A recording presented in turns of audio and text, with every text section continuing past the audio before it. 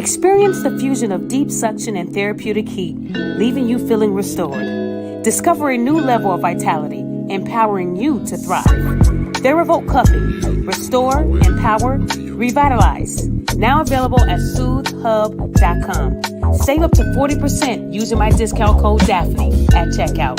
SoothHub.com. ACCOUNT ability. Do y'all know what this means? ACCOUNT ability. Do y'all know what this means? Happy Saturday to all of my supporters. I hope you guys are all having an amazing Saturday. I want to say thank you guys so much for continuing to support the Celebrity Podcast, the Queen of Accountability, whatever you guys know me as. I want to say thank you to those people who have been rocking with me since day one. Anyone that was listening to the previous show that I did, Modern Day Carolyn Bryant, if anybody was able to catch up on that show, I did give you guys a couple of days to go back and look at it. You guys will know exactly why we are here. There has been a lot of things that happened since that last show that I did. And I'm waiting on one of my guests to come on to the show so we can go over the truth, because this woman has started to attack me and she has started to attack my deceased mother. Now, you guys know that I told you every time I hold a Black woman accountable, 9 times out of 10, they bring up my mother. I never insult their mothers. I never insult anyone in their life that is no longer on this earth. I don't do that. That is not the way I move. But when I tell people that these Black women do it to me, they say I'm lying. They say I'm making it up. And I'm always using my mother as a scapegoat, right?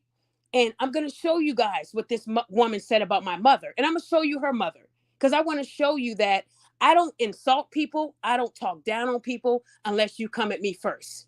And I'm not going to sit up here and let people continue to disrespect the name of my mother, and they did not know my mother. If you never knew my mother personally, if you never walked a day in her shoes, then please keep my mother's name out of your thoughts. Because I'm not out here talking about nobody's deceased family. And when you talk about my mother like that, that just tells me how low you're willing to go. But then when I respond with the same heat, that's when people run down to the courts and do all those things as if they never started it. But I'm not going to go that route with her. I'm only going to hit her with facts.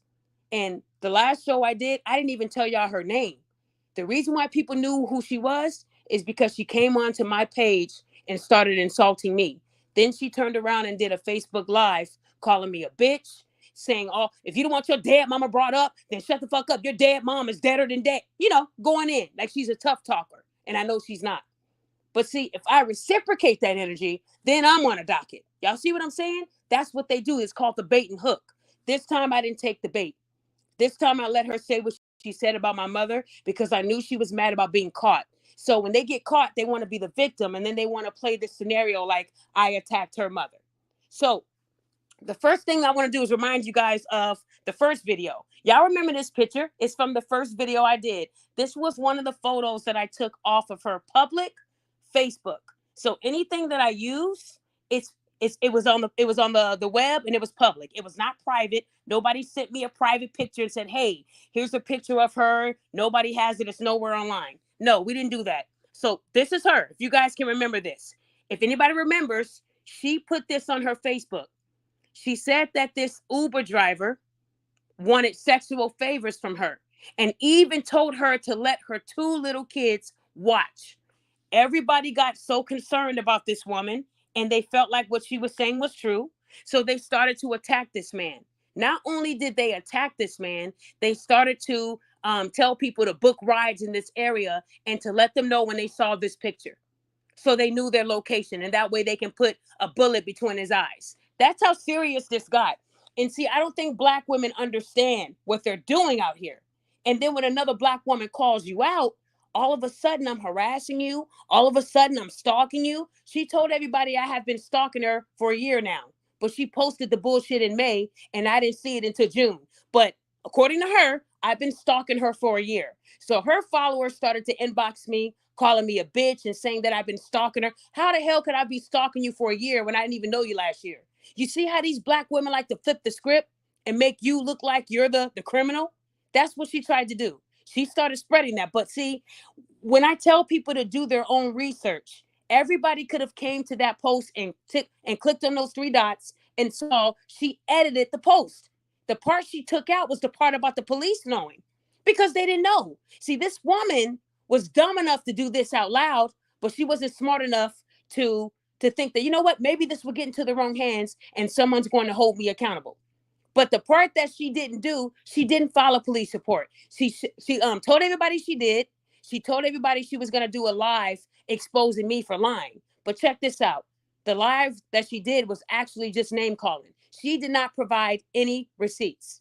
Instead, she continued to say that this man is a rapist and that nobody should trust this man. So everybody wanted to know why this man was still out. He started to actually comment. He commented on her post and told her, why are you lying? I'm going to sue you. But unfortunately, she doesn't have any money. She's broke. She's living at a hotels. So he knew that she would not be able to give up any money. It would be a waste of his time. This is why these women do it. They're broke bums and they're hoping to get a payday off of Facebook by lying, because that's the only way they can survive.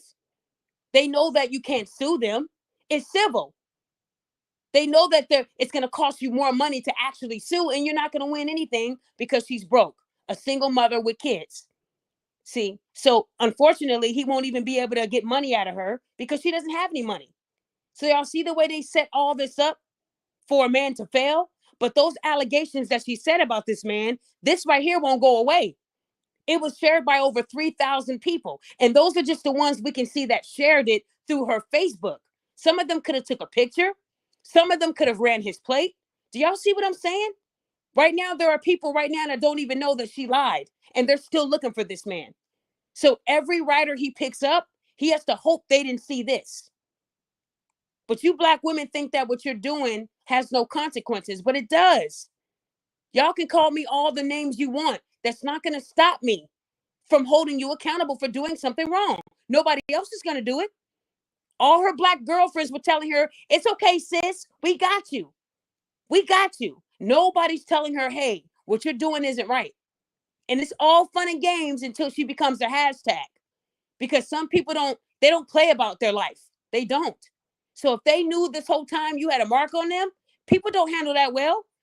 Y'all got to be careful, especially if you have kids. Your kids' lives depend on how you treat people. That is a true statement.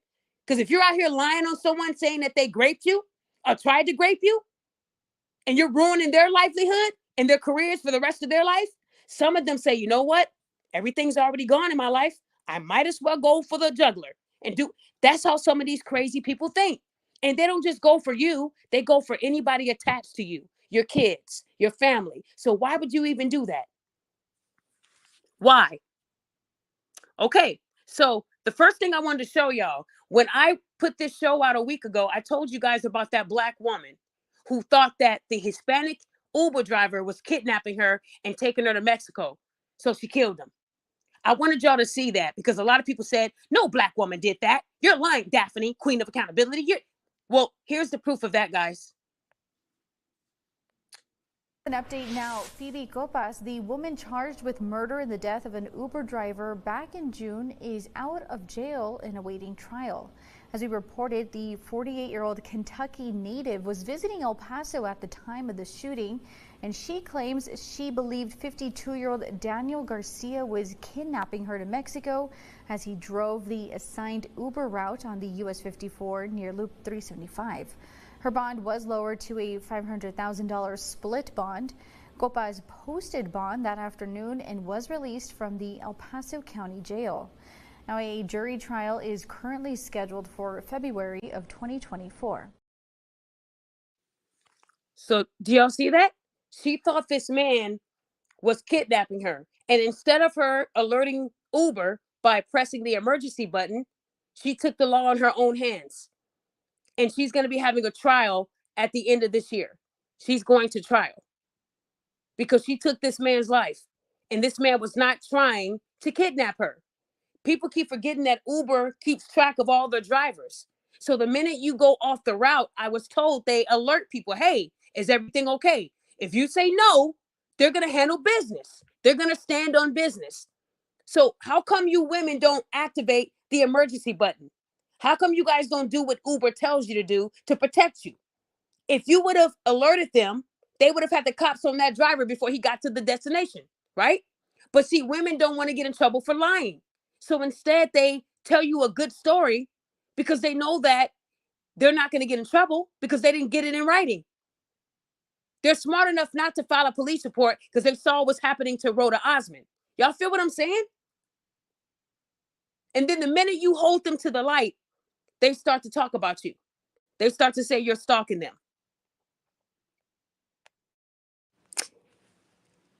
Okay, so hey Richie, can you go off mute so I can make sure I can hear you? Hi, Daphne. Can you hear me?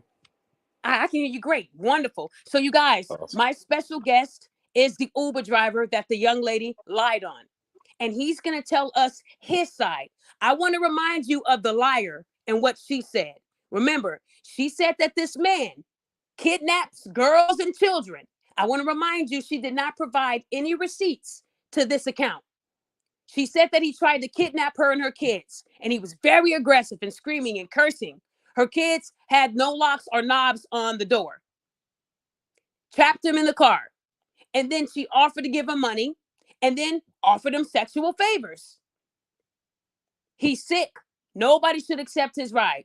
She first said the police were looking for him. Then she went back and changed it and took the police part out. But she shared his picture. She shared his car. She shared his license plate. I want y'all to remember that. And then everybody said, well, he looks like he'd do that. People started judging him. This is him right here. This is him. And everything she said about this man, he wasn't even aware of it yet. He didn't know that she went to Facebook to try to get a story out of people and try to get money. That's why she did it, and I'm gonna tell you guys why. But guys, I'm gonna let Richie tell you his side, and then I'm gonna hit you guys with the facts. Go ahead, Richie, whenever you're ready, sir. Thank you very much, Daphne. Can you hear me? Yep, we can hear you clear. Go ahead, hon. Okay, perfect. Yeah. So on that day, I think, oh, shit, it's been so long, like May. And funny enough, that was maybe a few days before my birthday, right? So I was just doing my rides as usual, trying to make ends meet before my birthday, so I can at least have some money in my pocket. That, cause that's how I usually provide for myself and my family, my bills, my car, everything. So I got her request. I pulled up to her location. I like my first thoughts that were going off was, oh man, a lady with two kids. Number one, no car seats, no stroller, none of that. So I was like, okay. So I let her know, hey, you have to have a car seat for your kids, and she said she didn't have any. They've been standing out there for because I think they just got done with their kids' dental appointments. I was like, okay, it must have been a long stay at the hospital or whatever. I was like, okay, let's go. But please fasten your seatbelts and help your kids fasten their seatbelts, so they can at least have some kind of restraints in their safety harness on. So she did that, and we continued on our journey. And halfway into the ride, I told her, hey, look, I'm not going to take the highway because it was getting close to like a busy time and the cars driving crazy on the highway. So I took the access road, right? And that's when I started noticing kicks behind me from her child. They were kicking in my back seats. They were just, of course, kids being kids, just being rowdy in the car. And mind you, she was on the phone or got on the phone as soon as the ride started. So there was witness to this on the phone call that she was having on that very day. If if that if that person can be on that show or come on air, they can testify that I never said anything or did anything of sorts. So I noticed that, yeah, her kids were kicking on my seats, and then I looked back. I was like, hey, like try and control your kids or whatnot. She just ignored me because obviously she was on the phone. And I continued. And then when we got closer to her destination, I was like, because I still noticed the kicks continuing, and the kids started getting rowdy, and that's when she popped her kids right in the car, like she hit them, because they wanted candy or whatever, and as soon as she popped them, they started screaming, crying, and of course they might let go of their candy or whatever it is, and all of that got in the back seats. I was just like, oh God. And she was still on the phone at this time. She was still on the phone. So when we got to the destination, I was like, hey, you know that? Because I looked behind me and I saw the candy on my seats because I have leather seats. I have a nice car. I have a 2023 vehicle. And I take very good care of that car. And everyone compliments me about how clean it gets. So I looked in there and I saw the mess back there. I was just like, hey, you know that I'll have to stop working to clean all of this mess up. And mind you, I did not raise my voice. I'm always calm as a cucumber. Anyone can tell you that. And she ignored me at first, continued on her phone call. And when we eventually pulled into the parking lot, I was like, you can tip me on the app because I have to stop working for a little while to get stuck on candy. And then I looked behind me and I saw that indeed her kids have left their shoe prints behind me on my seats because they were kicking on me, just being unruly in the back. I was like, I have to stop working for a little while. I have to detail my car manually by hand, just do a quick, like, rinse down, try to scrub out the candy that got stuck on my seats, vacuum my car, wipe it down, sanitize because they had also drooled or whatever. And of course, they had tears because they were crying. And she said, no, I'm not going to tip you. You are going to get what you get for my fares or whatever. I was like, ma'am, you can clearly see that your keys have left a mess in my car. And mind you, I had stopped driving, the door was open. The door was open. This whole time she was having this conversation with me saying, no, I'm not going to tip you. So I was like, fine, y'all can get out. Get your keys and get out. That was the only time I raised my voice at her. And like, I wouldn't even say like yelling or whatever. I was just like, okay, get your keys and get out. Because I was being stern about it at that point. And she was like, okay, yeah, come on, kids, let's go. Of course, the kids were already crying because she hit them earlier. They were in a pissed off mood, they were upset, they had tears in their eyes, all of that. And when she dragged her keys out the car, that's when she took her own drinks from her hand because she had a soda bottle in her hand that she had bought or whatever. And she reached back and splashed it into my car on my seats. Thank goodness I don't have fabric, like seat liners or whatever, because everything would have just stained my seats. I was just like, wow, you are ungrateful. That was the only thing I said back to her at that point. You are a very ungrateful person. Like, I took care of the kids, ensuring everybody's safe, drive you to your destination, ride was smooth. Meanwhile, y'all been unruly in the back. And she spilled that drink, said, now you have a whole mess to clean up, took her keys and left and slammed my door. That's why if anyone gets into my car, you will see that I have a sticker on my car that says, please do not slam the door. A lot of drivers have that on their cars now because of customers like this. So while I was getting ready to drive off, because I was just like, I cannot even believe what was just happening. Like, I was in daze too. Like, I was shocked. I was just like, what the hell is going on? I was like, let me get my ass and get the hell out of here. And then whomever it is that was in their hotel on the balcony that saw the whole thing screamed at me, was like, get out of here before you get shot. That was the first threat made of my life. Right, right after I dropped her off. So like I was just like, whoa, I've never had anyone threaten my life before. I was in so much shock. I just skedaddled out of there. I got the hell out of there before I die over $10. It's not worth it. And of course, I didn't think none of it because I was just, like I was shaking up too. I, I've never had anyone threaten my life in all my 25 years of being in America. No one's ever threatened my life until I met this woman, and she's left a bad scar in my life. A bad taste in my mouth. So I got out of there.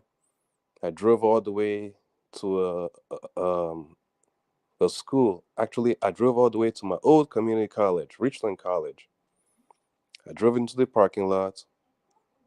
There, I took out my own tools and I cleaned my car. I wiped it down. You know, I wiped my car down. I stopped working for the time because, of course, I can't pick up nobody in that car in that state. I wiped it down for maybe a good 25 to 30 minutes, just getting my car back in shape. Stupid me, I didn't think to even take any kind of snapshots of this. I was just in days. I was just like, let me just get back to making my money. My birthday's coming up. This is just one more hiccup on the way. Glad I made it out alive. Because I was scared for my life too, because I know my hood and I know the hoods in that area. Someone could easily have shot me right there.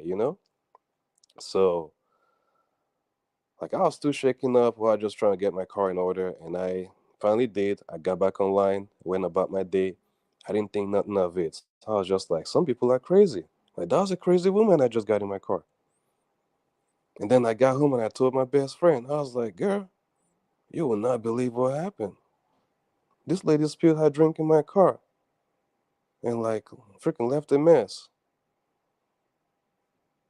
And I definitely reported her to Uber that day. Like, I gave her a bad review, like a 1 star, because we can rate customers after we end our rides. So I reported that to Uber that she left a mess and like I didn't feel safe with her. And then I continue about my day, continue about my week, leading to my birthday. And there was one day, I think maybe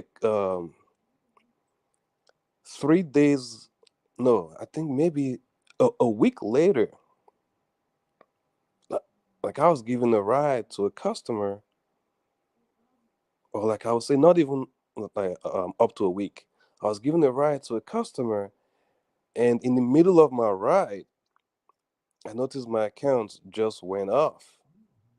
Just imagine the embarrassment and the confusion I had. In the middle of the highway, my account said, "Your account is locked," or like, "Your account is blocked." That was the notice I got on my Uber app, flashing on my app. And guess what I had to do? I continued that trip. I drove that customer to his destination because I could not even navigate using the Uber app, and I did not get paid for that trip. So I gave a free ride to a customer because I had to get his address and put it on Google because that was the only navigation I could use at that point to get him to his destination. He bore witness to the fact that my account got blocked mid trip, and I think that this was when this lady here made all that accusations. So that would have to be less than a week, like a few days after it happened. So that's when she made the whole claim to Uber that I tried to do something to her. And then after that, after my account got blocked, I kept getting messages from the Uber app, but I could not access those messages because my account was blocked. And that's when I got the email, because the app sends a message whenever we chat with Uber support. We also get an email transcript, and I also sent some of those transcripts down to you, Daphne. So that's when I knew that, hey, my account was blocked because someone made a report that they felt unsafe with me. I was like, what the hell? And Uber would not give me details about who made that report, you know? So I did not even know it was this lady that I dropped off. So I started thinking, who could I have made feel unsafe? And then I remembered, oh, it might be this lady. I don't even know. Because I also did not feel safe and I reported it. I was like, okay, it might be this customer. And lo and behold, it was her. Mind you, I was unaware of these Facebook posts that she had went public with. You know, I was just talking to Uber, trying to explain myself. I never knew these women had gone on social media blasting me, and people were out there looking for me. Because I have another platform, Lyft, where I have as backup to also make money. Because at this point, I could not use Uber for rides anymore. Like, I was fighting for my account, and on the background, not knowing that I was also fighting for my life, because I didn't know that I was being blasted on social media at that point. You know, not until, I would say, a month later, almost a month and a half later, I so happened to be in the store grabbing lunch, and I ran into my homeboy, and he said, "Yo, bro, there's stuff on social media about you." And this was way after my birthday, because my birthday is May 21st. And this post been online since May 11th. So this was way past my birthday, because I saw him in April, May, in June, until end of June, I think. I can't even remember. So he was the one that even drew my attention to, like, hey, bro, this post right here. This was a screenshot he sent to me because someone else had took a screenshot and shared it on their page, and that's how he saw it. So this how fast this whole thing went around. I was like, bro, like, I was dumbfounded. Like, I was shaking my boots, like, what the hell? So this is the reason why my account got blocked. Hey, Richie, you're breaking up. You know? You were breaking up at the end. You said you did you just say your account had got blocked? Of course, Is I that what knew you? that she was probably behind it, but I never knew that she had gone public on social media with this. I was like, what's going on? So this when I took this screenshot,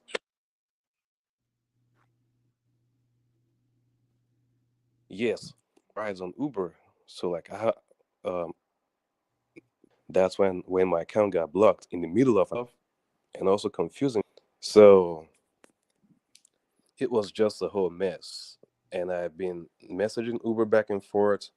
They try to call me. Of course, I cannot even get their call sometimes, and their call comes into my phone as scam likely. Like, I don't even know. And they don't leave me voice messages. They just come back on the message thread saying, "Hey, we try to reach you at this time, blah blah blah. Call us back." And even anyone that has dealt with Uber customer support knows how challenging that can be, just to even get someone on the line to speak to you. Yep. So so that was my whole ordeal.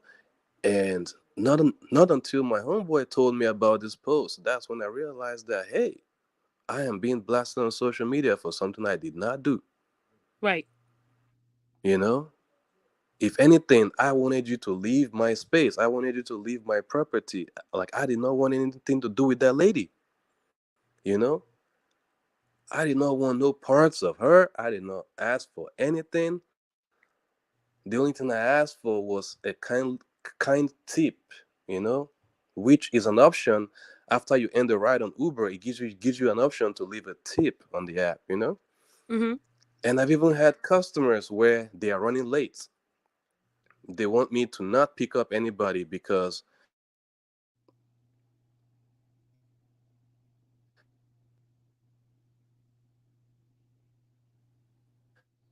You okay? when you back and pick up, just have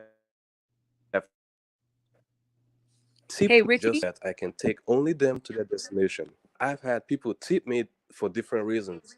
Yes. Occasionally, you cut Hello, out. can you hear me? You cut out, and then you cut back in. Occasionally.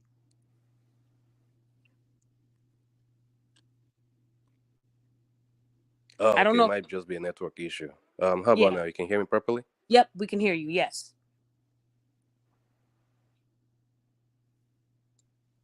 Uh, okay. Yeah. So please let me know going in and out, cause over here in Texas, I'm in the boondocks, so Right. we don't have great reception. Yeah.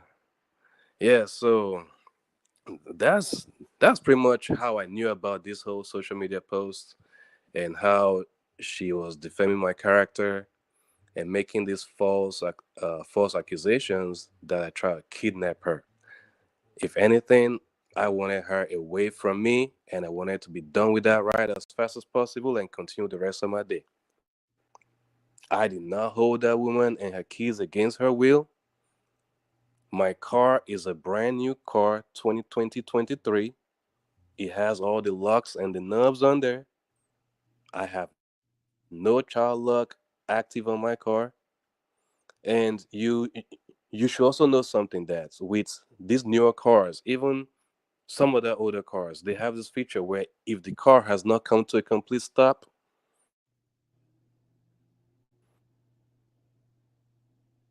the lock will automatically engage in park, the lock safety until you come to a complete stop.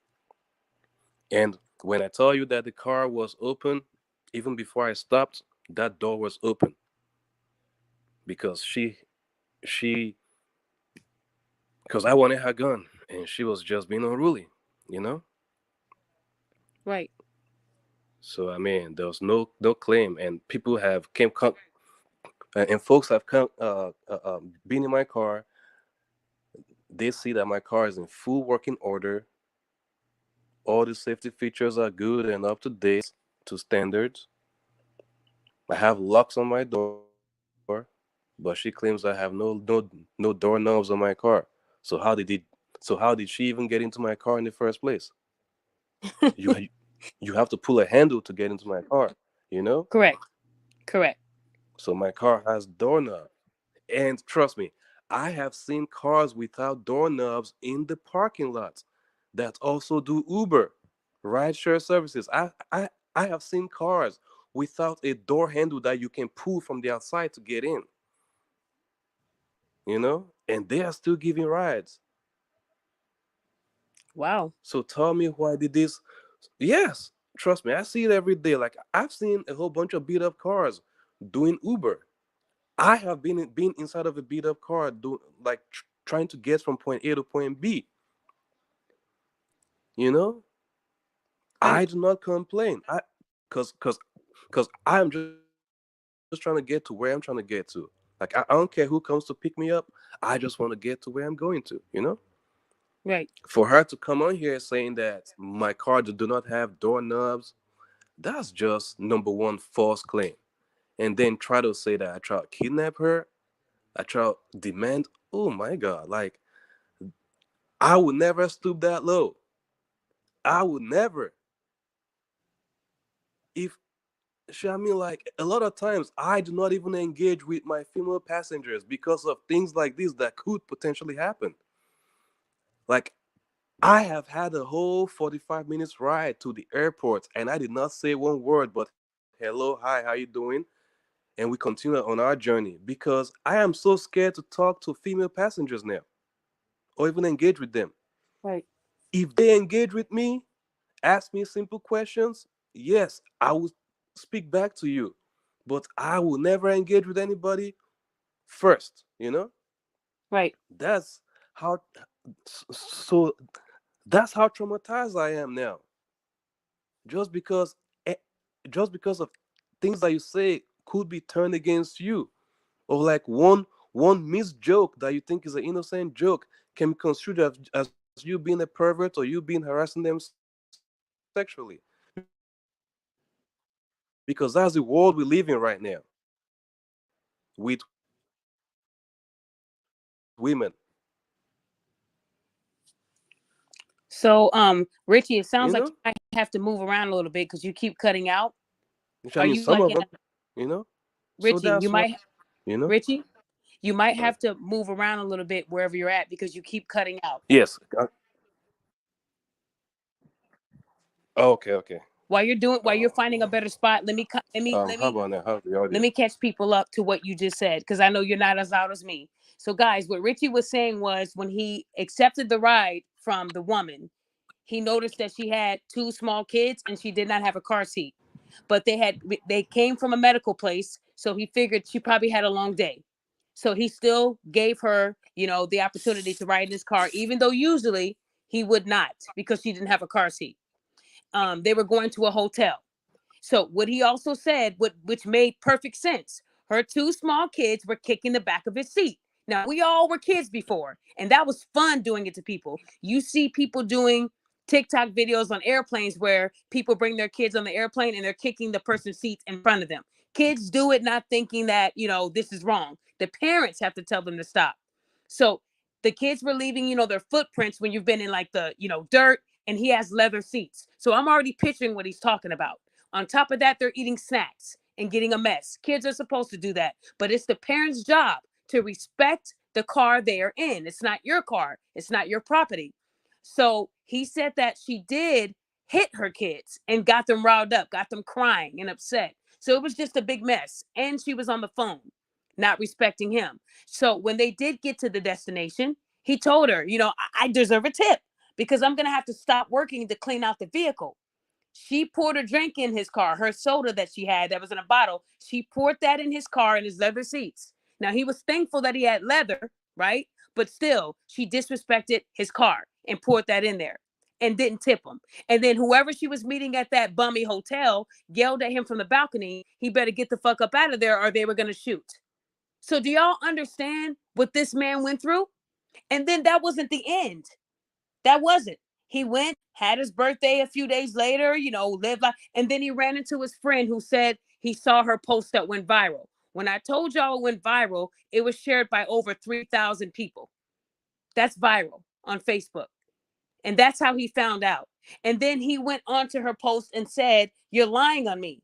Now, I want to remind you guys that before Richie knew about the post, I was on her post, right? She hadn't said anything from May 11th all the way until I held her accountable.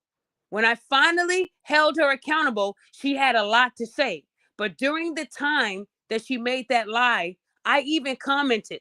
I want to show you guys what I said because people think that I go on the attack. This is what I said when I came onto the post. You can see it says 14 weeks ago. It wasn't immediately when she made the post, it was in June. So, as you can see, let me verify this story before believing it. There are too many ways to report drivers in the app. This looks like cap to me. That's all I said. I didn't call her a bitch, didn't call her high calorie or ugly, or, I didn't insult this woman in any way. I just said the story didn't sound believable. And I was right. And Richie further confirmed that. But I want you guys to know that Richie said that when he was driving a passenger, they disabled his access while he was in the middle of a ride. That's how heartless Uber is. Uber doesn't sit on these type of allegations. They immediately, you're guilty until they can prove you to be innocent. So while he was taking somebody to their destination, Uber made sure he wasn't getting paid for that ride. So he had to drop this driver off and take a loss and then figure out why he couldn't get into his Uber account. All because this woman lied on him. And now when he does take rides with females, he's nervous because that black woman traumatized him. See, they don't talk about what the men go through when you've had an allegation of rape and kidnapping, right? Y'all don't understand that Richie had a mark on him. When I looked at the comments, the women were talking about, I'm going to put one between his eyes. The threats were very, very intense. Y'all don't understand what these people go through. Even I had allegations on me for threatening kids. And I'm not even a man. And we're going to get to that eventually. But even I was called Chester Molester. Me. And my whole life I've been helping kids. So I know exactly what this man is going through when it comes to someone lying on you and being loud and wrong, right? So Richie had to deal with hoping that this ride is not his last ride. And now, even now, she traumatized this man. He can't even do his job and be, comfortable in doing this job because he doesn't know. That's scary. And that's why a lot of these men don't like female riders. Because if they don't want to pay for the ride, they're going to scream sexual assault. They're going to create an argument so they can record it. So it sounds like the Uber driver was aggressive. It is dangerous out here. And just like 30 minutes ago, if anybody remembers back in February, I exposed a Black woman with blue contacts for lying on a Lyft driver, saying he tried to sexually assault her. And then I got her Lyft account banned. So guess what she does? She goes and lies on an Uber driver. Now she's saying that this Uber driver in his 70s sexually assaulted her. I'm going in on her. I was on the phone with Major Assaults for 20 minutes because this same Black woman that looks like a vampire, in February, she got a Lyft driver, suspended. And then he got his stuff back. Now she's doing it to an Uber driver. And guess what? Every one of these cases are out of the state of Texas. That woman, the Black woman that got that man killed last year, that was in Texas. Richie, that is in Texas. This woman, the vampire, she's in Texas. So if anybody is Ubering in the state of Texas, all I can tell That's you, ridiculous. all I can tell you is make sure you are monitoring everything you do when you have a passenger. Richie, are you able to get cameras in your car? Because I saw that email from Uber saying you can't have video in the car. Is that true? Yes. So I have a camera in my car installed now. Okay, so you can have a camera in And the it's car. always rolling. So we can have one, but they say we cannot live stream the content while on the trip. So I'm not even sure how that's possible, but Yeah, I have one now. okay, but you didn't have one before. No, I didn't have one before. No. So, guys, I want to show you this. Let me find what I wanted to show y'all because now we're going to get into the receipts.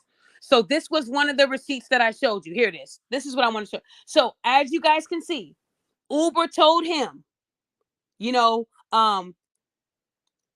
we're sorry to hear about the inconvenience caused to you. We understand how important your account is, or whatever. You are important to us. I can see that sadly, your account has been blocked, as it was noted that your account is associated with multiple reports of safety concerns. We know how upset it is because it is also a source of your earnings. So, as you can see, she was able to get a bunch of people to report this man. That's what happens when you go viral. When you go viral off of a lie, they're able to get a bunch of people with an Uber app to do the best they can to report Richie. It's not hard to do. So this is why they suspended his account. Now, I want to tell y'all this. When she found out that I went to the police and that I was working with a detective and I submitted all the evidence that she had against Richie that was not true, but it was all defamation. When she found that out, she did a live. And I want to show you guys the picture from the live so you know I'm not lying. This was her on her live. Okay? Her shirt says, "Hoes mad, Your Honor." So it's a joke to her. That's the same shirt that she wore on her birthday. Her birthday's June 3rd. She made the post on May 11th. This same shirt she wore on her birthday, it just didn't look like that. So I want you guys to know that she did this live, calling me every name but a child of God. And she started to disrespect me. And then she also disrespected Richie. She said that I'm a predator for supporting predators like Richie. So she continued the lie. But what got me upset, a little upset, is that she got so mad that she brought my mother into it. Now listen, guys, listen. One thing you will never see me do is attack somebody's mother, parents, deceased, living. It doesn't matter. I don't go that low. I don't. Everything I do is present you with the facts. That's all. I don't sit there and say, well, here you go, you ugly, fat ass, big forehead ass bitch. Here you go. I figured you'd say that. You've never seen me do that. I'm not aggressive like that. I'm very calm and collected. But this woman here, she insulted my mother. I think besides Janae DeSelli posting me at my mother's gravesite, this right here would be second. And I've had people insult my mother a lot last year and some this year. And every time someone has brought up my mother, I showed the receipts. But you still have these black women saying out here that I'm not being honest. So let me show you what she said that led to the attack on my mother. Okay, so this was her Facebook. And this is what she said. I want you guys, if you can see it, I hope you can. She wrote it in all caps.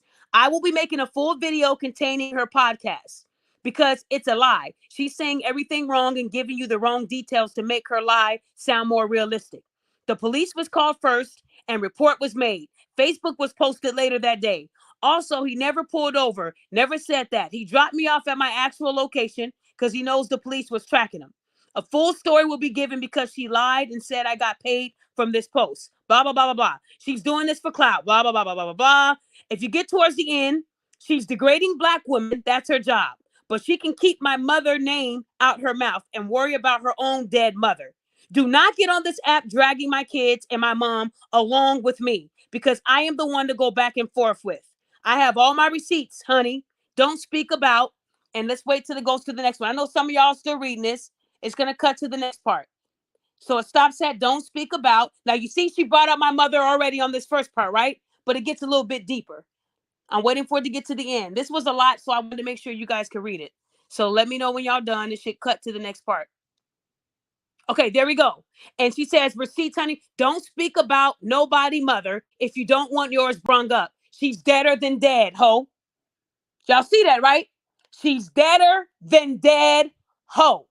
See, these black women think I make this up because they don't think black women do this behavior, but they say that black men disrespect us the most. Now, one black man has went this deep. Now, I've had a black man make up lies about my relationship with my mother, but no one's ever said she's deader than dead, ho, and worry about your dead mother. So I'm making this up, right, black women? So this is me messaging myself, right? And then you had this guy, Jeffrey, said, hey, Daphne's not one to play with. She's legit. So this woman attacked my mother. And I never said anything about her mother that would be disrespectful. What I did say was that her mother blocked me. See, her mother didn't want to deal with me because she knows she failed her daughter. And I didn't say that out loud on Facebook. What I said on Facebook was, whatever you guys are saying that her mother is saying about me, I can't see it because her mother has me blocked. There is no insult in that statement. I didn't say anything about her mother's looks. I didn't say anything about her mother's how she brought her daughter up in the world. I just said, because people were like, did you see what her mom said? I couldn't see it because I was blocked. Her mom blocked me, not giving me the opportunity to have a conversation with her. So her daughter gets on this app and insults my deceased mother. Well, you know, that's okay.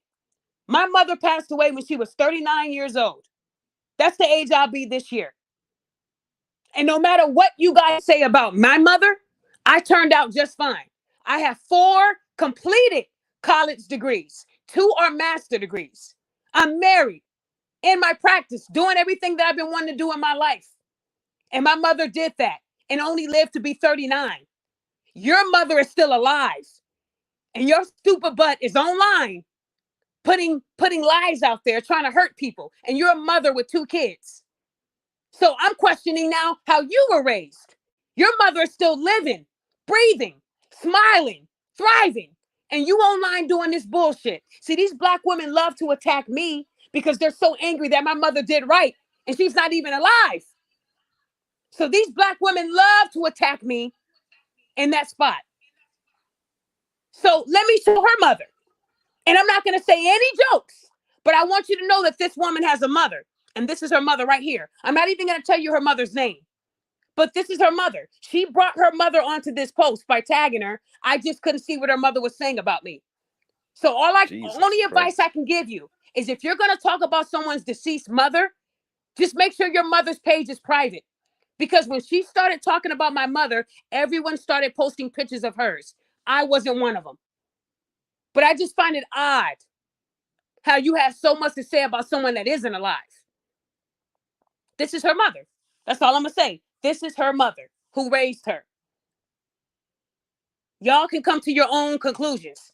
And don't tell me I'm making this up. This is not AI technology. This is not Photoshop. This is exactly what's on Facebook. This is exactly what's on Facebook. So whatever her mother was saying about me, I didn't get to see it. And I honestly don't care. But for your daughter to talk about someone's deceased mother because she's mad that I caught her in a lie, that's kind of fucked up there. But this is the black woman's game. This is what they do to me. And y'all keep thinking I played this card like I'm lying. But then when I show you the evidence, then you'll say I'm texting myself. Hey, Richie, I know you've been on Facebook. Did you see the post that I just showed? Is that the post from the woman, or did I make that post up, sir? Oh, you did not make nothing up. I seen that post too. And a lot of people were telling me she's talking about your deceased mother in the streets. That's bang, bang. Y'all know that when you talk about someone's deceased relatives in the street, they handle it that way. That's not the way I handle it. I'm not from the streets, and I'm not a criminal. I don't have a record. But I just find it odd that this woman has her mother. Same. And you're talking about mine. Her saying my mother was deader than dead. She needed an outlet. She needed an outlet to attack my mother. And that's why she did it. Because I never attacked her mother. Now, if her mother was calling me ugly and all that, then I would have addressed her mother accordingly. I didn't even want to know what she was saying. All I know is that her mother blocked me before I ever got a chance to open my mouth to her. And I never disrespected this woman's mother. But you saying that my mother is deader than dead. Let me show y'all that again. And Richie just confirmed that he saw this same post. This is not me writing myself. It's not me writing myself, people. So again, I'm making these stories up, right? I'm looking for attention, right? So at the end of the day, I wanted to show y'all something else. So I hope that you guys were able to get a screenshot, but y'all know this will be on after I get off. So let me show y'all something else. So this is what she said about me and Richie. Now, I don't know who was texting her, but yeah, she said that he's sick. Since y'all want to talk about my kids, nobody was talking about her kids in a negative way. Richie was saying that her kids were hitting his seat. He was saying the truth. So you can say that Richie kidnaps women and kids, but he can't address you with the truth. That's not the way the world works. If you put a lie out there that can get somebody killed, they have every right to respond. And Richie never called her ugly. He never called her broke until she started getting into his personal, saying that you are a pervert and all that. Those are things that could not be corroborated. But when you put it out there, women tend to believe it. And they wanted to harm him. Yes, I said what the fuck I said. I'm not ducking no action. That man know what the fuck he did and said to me and my kids. And she's defending their sick mother. Hey, Daphne. Right? Huh? Daphne? Yeah. And FYI, I do not have any kids. You don't? Okay, that's fine. And then she said, don't speak on nobody, mother and kids if you don't want your dead ass mama brought up. So again, she talked about my mother again. Somebody told her, hey, you want to get a case against her? Yeah, I do. Talk about her mother. That makes her come out of her shell. That way you can get a police report on her for threatening you. It didn't work. She brought on my mother about 5 times. Dead ass mother, deader than dead. But y'all still think that I make these stories up, right? That's me posting it to myself. I tell you guys that this is the black woman's response to me every single time. And I'm sure this black woman has somebody in her life that is no longer here. And if anybody was to talk about them, they'd be ready to go to war, right? But when people talk about my mother, I'm supposed to sit here and say, I appreciate that statement. But this is what black women do, black people in general. To hurt me, the queen of accountability, they either come at me directly like she did, or they make memes or they spread false information about my upbringing with my mother because they're hurt. My mother might not be living on this earth today, but I'm sure she would be proud of how her daughter turned out, how all her kids turned out. 3 out of 4 of my siblings have college degrees. You got some parents that couldn't send one kid to school without GoFundMe or without help. My dad did it without help. We didn't do a GoFundMe for me to go to college. My dad did that. I didn't have to get a second master's, right? So when y'all talk about my mother, look at the way I turned out. I don't do drugs. I don't have a criminal record. But most people that lost a parent, it turned them into something. They got addicted to something. It wasn't me. I didn't go out there and have a bunch of pookies and baby daddies. I got a husband, 14 years. So clearly my mama did right in the years that she was on this earth. But some of y'all moms are double my mom's age, what my mom would have been, and y'all mamas still ain't doing right. I need to talk about why y'all living mothers are failing. What are they doing wrong? Because my mom clearly gave me the blueprint, and I took off with that. So again, this is how she tried to hurt me. The next thing she might do is post a picture of me at my mother's gravesite, because this is what Black women do when you catch them. But let me tell you, the reason why I changed up my intro, I wanted y'all to hear the words. No matter how hard you try, you can't stop me. I'm going to keep on calling out bullshit like this, because if Richie would have gotten killed, and Richie, I told you what I did. I went to the police and I told them to run your plate. I ran your plate. I had all your information and I gave it to the police. I said, can you please confirm to me that he's alive? I know y'all can't tell me all the logistics and all that BS. I get it. Just let me know that Richie's okay. And I didn't call you Richie. I said Richard. And I said, and if he's not okay and I don't feel like you guys are doing enough, I'm going to take this to the internet. And you know what? They gave me that much. They told me that you were okay. Now, they didn't go into details and say, yeah, we went, called him, checked on his house. Whatever they did, they confirmed to me that you were still alive. Because I was scared. Richie, I thought they already did something to you. I don't think you saw some of these comments, sir. This Yeah, woman I've seen said some that. of them. I haven't even had the Well, chance to look look at at the all screen of right them. now. Look at the screen right now. You can see it all in his Yeah. face. They said because of what you look like, you did it. And then what did that woman say at the end? I need to book him. We know what the gun symbol means, right? Is that not a threat? Mm-hmm. Is that not a Yep. threat? And that's from a woman. Do y'all see what I'm saying? Do y'all see what? Oh, Yep. I guess I'm making this up too, right? I'm making this up too. I need you guys to see this. They were trying to harm this man, and he didn't even know. He didn't even know. But I want you guys to know that this is the first thing she posted about me. Talked about my looks. I'm used to women doing all this when they're mad. And it did not stop me from still holding her accountable. She was mad. She was really, really mad. But the best news is this right here. If anybody can see this piece of evidence, because she told everybody that she's going to put out that he doesn't have a job with Uber. We're lying. Everybody feast your eyes on those red lines. What do those red lines say? It says your account has been reactivated and you may continue to use Uber apps. So Exactly. if she tells you guys that Uber fired him because he tried to grape her and kidnap her kids, ask her why Uber restored his account. Because from what I heard, Uber doesn't just do that. Actually, we got another Uber driver on here right now. Hold on, Michael. Michael, I'm going to let you speak in 2 seconds, Michael. But we have another Uber driver on here too. But listen, it says that his account is back on. He's driving again. And some people might say, well, Daphne, you could have forged that document. How do we know that's really from Uber? Well, here was his latest ride. I didn't fake this. This was his latest ride. Look at the date. Look at the date at the top. We all got eyes, right? Can't fake this. He is currently driving for Uber again. Praise God, this man got his job back that she tried to take. Praise God. Richie, how did you feel getting it back? Because a lot of Yes, people told ma'am. me Uber's not this easy. Like once they take your account, it could take you months to go back. So how do you feel that they were able to verify that she was Yep. full of crap? How did that make you feel, sir? Oh, it makes me feel amazing. It makes me feel great. So anybody that has dealt with Uber support knows how much of a tightrope it is to navigate, you know? So I went through hell in those past weeks, just trying to explain to them, going back and forth, phone calls, different messages like you've shown before with Uber. And that whole process is not easy. Like it's mind-boggling, and I'm just glad I'm back on the platform and everything's verified. I ain't do nothing to that lady. I ain't touch her or her kids. I'm just glad I'm able to start making money again and supporting myself and my family. Yeah, I want you guys, thank you. and you're welcome. And one thing I want to say thank you to is you came onto the post and you told me Thank you for standing up for you. A lot of people were not on your side. You had a lot of men that were Right. on your side, and you had some women that were like, you know what, this don't sound right. But I want y'all to know that Richie responded to my Right. Facebook post and told me thank you.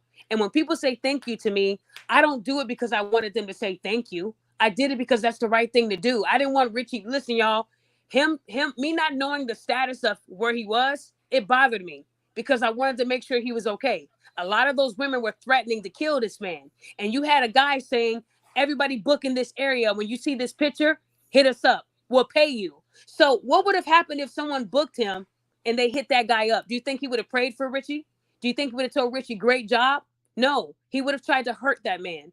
That's why, and guys, she's not going to go to jail because she didn't file a police report. She says she did. If she did, then Richie will be able to file criminal charges because that's a false police report. He's back working for Uber. Uber, if you look at what they said at the beginning of that great message he got, thank you for your patience. While we investigated this report, after careful review of this information available, your account has been reactivated. So clearly, they did their investigation. What did Uber investigate to conclude that Richie was telling the truth? So if she filed this police report and she did and put that out on the wire, now Richie has a case. But all he can do right now is sue because there's no proof of the police report. She said she was going to go live and show it. Well, damn it, let us see it.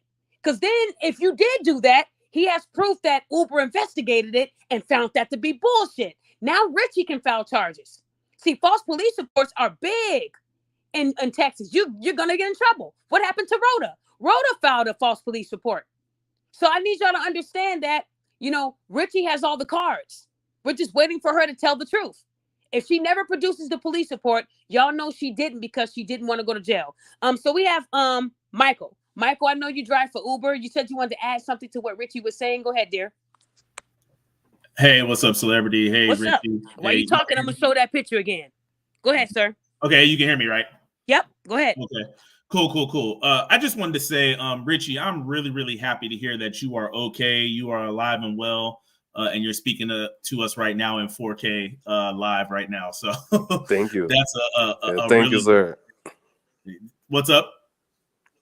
I said thank you very thank much. You, sir. Oh, okay, yeah. That's a really. Michael, if you don't keep talking, just keep talking. Okay, cool. My bad. All right. So with that being said, that's a great thing. I just had two things that I wanted to kind of give a little bit of constructive criticism that I wanted to give you, Richie, as somebody who's been doing this for over 10 years. I don't know how long you've been driving Uber, but I've been driving Uber over 10 years, off and on. And I'm in the DC area. 5 years for me now. 5 years. Okay, got it. So yeah. So I got on when it was still relatively new. Two things. First thing, if you avoid going to certain areas. If you know the area isn't the best, I'm gonna tell you, I had to learn that myself. And again, I'm in DC, so I'm in a major metropolitan area, and not all places in DC are great. It ain't all the White House and Kamala Harris here. I learned you have to avoid certain spots. I get it. You want to get your money and everything, but none of that's good if it gets you in trouble, right? So that's my first thing. Definitely avoid certain spots that aren't the best. The second thing I'm gonna say too, I don't know if you know this, but when you have damage or like a mess in your car, you can actually report that with Uber, and Uber will compensate you for that time lost because you have to clean it out. I say that to say, when you had asked her for that tip for that, me personally, I would not have done that just because I would have known how unruly she was based off of how her kids are. If kids are unruly, it's because their parents aren't disciplining them and they're not watching them. And then with the way she's reacting to her kids being unruly, I would have ended the ride, cool, drove down the street, took pictures of it, reported it to Uber, and got my money that way. I would not have asked her for a tip because I already know what the outcome of that would have been, which is what you unfortunately went through. I'm not saying you're the victim in this. I'm just trying to give you better tips or tips and pointers to handle the next time you run into that. And that was pretty much all I wanted to say. If you want to respond, Celebrity or Richie, go ahead. Well, Richie, I want to confirm this. Richie, you said you've been driving for 5 years. So this woman was off and on. Well, I don't care if it was on and off. Off and on. But to think you've been with Uber for 5 years on and off. Yes, like half of those time, or even over half of those times, like, I do IT work because I'm an engineer, you know? Oh wow! Wait, stop there. You're an engineer. So that LinkedIn that female posted, that was your real LinkedIn account. It did say engineer. Yes. Wait, So so guys, somehow they found my LinkedIn. yeah, no, it ain't somehow. When she put your license plate and all that stuff out there, that made it. Hmm. That's how I was able to find out who you were, and I was able to give the police your address. I gave them all that, Richie, and I don't want you to think Right. I'm crazy, but I really No, no, thought your no, no. life was in danger. That what I'm trying to say to y'all is that there was a woman who posted Richie's actual LinkedIn, and it got like 100 reactions. People were like, "Great, we can find him now." So go ahead, Richie. So you are an engineer. Of course, Wow. yeah. Wow. So yeah, that's what the So LinkedIn said. It was your whole profile. Go ahead. yeah, Wow. so I'm an engineer and I do not do Uber as a full-time gig. Now I'm really turning it into my full-time gig because I'm making good money off of it, you know? And on the side, I just do IT consulting and any kind of work that comes my way, you know? So, And you said but IT apart from that, consulting. You're gonna have to yeah, shout out your business so you can get some business too. And Michael, I sure. had a question. Michael, you said you've been doing Uber for 10 years. Is that on and off or on for 10 years? It was on and off. I kind of did what like Richie's doing now. I had left two jobs to pursue it full time. So left first time I did that, did it full time.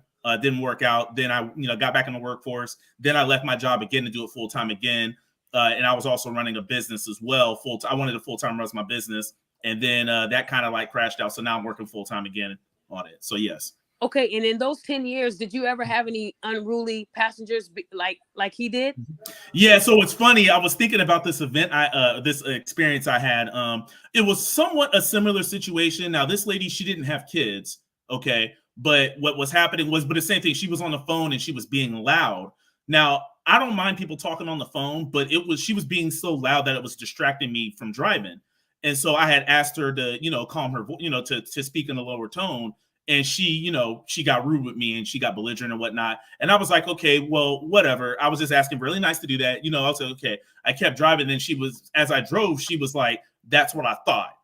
So I'm gonna tell you, celebrity, I hit the brakes so fast she damn near flew through the front window. And I told her, get out of my car, because I'm not gonna take disrespect in my car. That's one thing I don't do. So I told her to get out of my car. She was like, I'm not gonna get out. So I said, okay, I'm gonna call the police. She's like, you're gonna have to do that. So I was like, all right, cool. My phone was on Bluetooth through the speakers. So I called 911. And as the operator picked up, she got out the car. So that was probably the rudest person I ever dealt with. But yeah. Wow. So guys, as you can see, these drivers, they go through a lot, and they should not have to be, there's a lot of women out here that would say, I'm scared to be in a car with an Uber driver that's a male. He could try to kidnap me. He could try to grape me, sexually assault me. So they already have their, judgments on these men. And these men are just trying to make a living. As you can, if you guys were listening to Richie, he said he also drives for Lyft. So this man is trying to make a living as a Lyft, Uber driver, and an engineer on the side. He's an engineer, so he went to school. He accomplished that goal. And that quick, this woman could have ruined his entire life. I feel bad for her. I'm not going to sit up here and call her the names that she called me. I actually, and y'all will think I'm crazy, I actually told her I would help her. She needs help. And I'm not going to sit her and say that, it's all her mother's fault, even though in reality, it is her mother's fault, because she was entertaining this folly. She was telling her daughter, I believe you. That's the thing about these mothers. When you know your baby is lying, you'll still stand 10 toes down with the lie. Like Carly Russell's family. We believed our daughter was kidnapped by these people with orange hair and freckle. And you know your kid is lying. That's the reason why your kid is continuing to mess up, because you're not holding them accountable. Back then, when we lied, our mothers used to sock us in the mouth. Right in the mouth, blood coming out, because they knew we were lying. And you weren't going to send the police to our house knowing that you lying and put us on the wire like that. But these mothers now, even when they find out their kid was lying, that's still my baby. And I'm still going to stand 10 toes. That is why your baby keeps messing up. Now, Richie, we're not disrespecting her kids or nothing, but you did tell me that when you picked them up, they appeared to be a little unkept. Is that true? That is correct. And you Yeah. felt concerned. I felt concerned for them. Yeah. And funny enough, she even like just like let out this information that she has like I think 3 more kids. So she got 5 kids in total, if I'm not mistaken. Like I heard her correctly. What? Yeah. Okay, so I can't confirm 5. I did confirm 2. Two boys that's on her page, but if she got 5 kids, she's hiding the other 3 because I didn't see the other 3. She's very young. Exactly. Too. She's in her 20s. So like, I don't know, or maybe she mentioned maybe that. dating I a was guy. like, oh my God, congratulations, She could be dating a guy. Let's get you home. He said, congratulations, let me get you to the hotel. But what I'm trying to say, guys, is so when people say they're going to call CPS because they're concerned for kids, that's what you're supposed to do. Because there's a lot of kids that are malnourished. You have a lot of kids that are not being raised properly.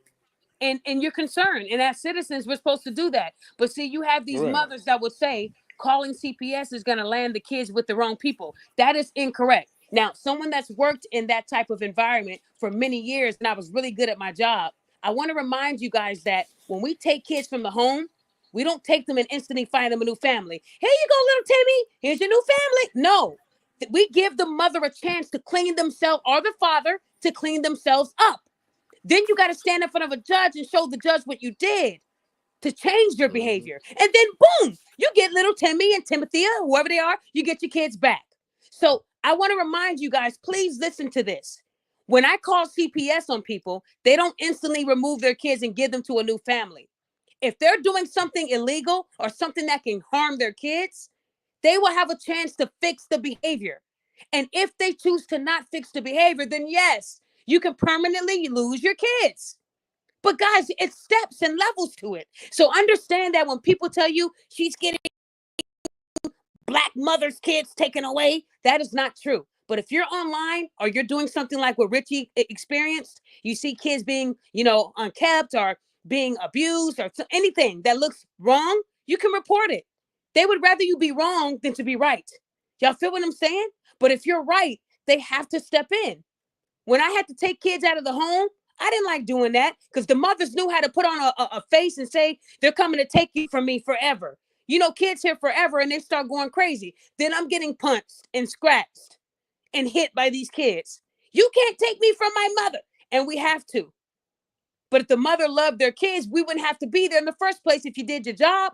So what I'm telling you guys is when people are saying that I'm this bad person that hates kids, I can just imagine what you guys go through as men, Michael and Richard, because I'm being, I have allegations on me right now for being Chester molester, stalking people's kids. And I've never done that.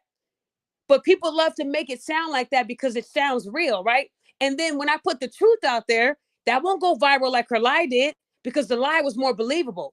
They said it was all in Richard's face. Now, if they had used this picture of him, they would have said something different. He looks so young and well kept. This man here telling a woman that I want to sexually assault you and your 2 little kids, I want them to watch it. Come on, you guys. That don't even sound right. It sounds like a Tubi movie, right? So somebody taught this woman to lie because y'all believed it. But guys, this is the funniest part of it all. And I hate to say that, but when I held her accountable, guess what she did? This is now what the post looks like. Let me show y'all.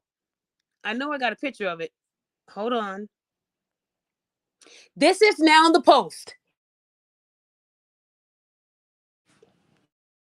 So this is what's on there right now. Michael and Richie, what do you guys notice about this post now? She removed the part about the Cubs reports. Can you guys hear me? Can everybody hear me? Yeah, we can hear you. Yeah. I'm reading the post. Yeah, we can. She removed the parts where she said she called the cops and filed a report. No. Really look at this. Really look at this post. Wait, let me help you. Let me help you guys. I'm sorry. Here was the original post. Original post. Everybody sees the original post, right? Richie, Michael, y'all see it? Yep, I see it. Yeah. Y'all can see the original post, right? Yeah. Now look at the new post. Removed the picture and the information. There you go. Yep. So guys, she has now removed Richie's photo, his license plate, his car. Why do y'all think she removed that information? See what I'm saying? See? Because she lied. She said that her attorney told her to remove it. Now, guys, Richie's information has been up from May 11th until what? The last maybe 2.5 weeks.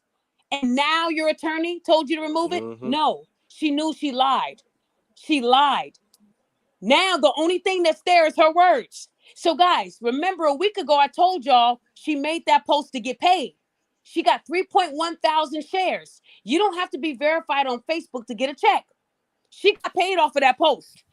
But she's not removing it. Why? She removed Richie's photo and license plate, but she still left the post as if this is what it was originally. She left the post because she went viral.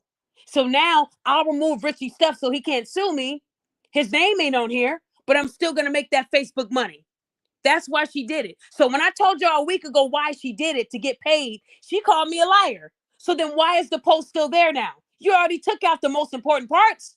How is people supposed to know who Richie is off of this cap, this mad grass that she wrote, right? Come on, you guys. All of this happened after I posted about it. And if I never posted about it, they would have still been looking for Richie right now. They don't care. And with him commenting on her Facebook, that would have allowed them to find him easier. They already found his LinkedIn. They knew what he did for a living. They knew what he looked like. So what I'm trying to teach you Black women, I'm sorry that a lot of your parents failed you, but doing this online for clout, and this is why a lot of people hate me today. You got Black women that will get on this app and say, somebody's coming to kill me because he found out that he wasn't the father. And you got real men living that right now. And then you're laughing at it. Well, come kill me then. And then you got real men that are going through that scenario. So they take it out on this person because that hits home. And then when the Queen of Accountability comes on the post, I'm jealous of them. I want to be them. I'm mad that they went viral. No, baby. I'm not mad you went viral. I go viral all the time. I go viral for the right things, though, not for the stuff that you guys are doing. So what this woman did to get a check, women are doing it right now as we speak.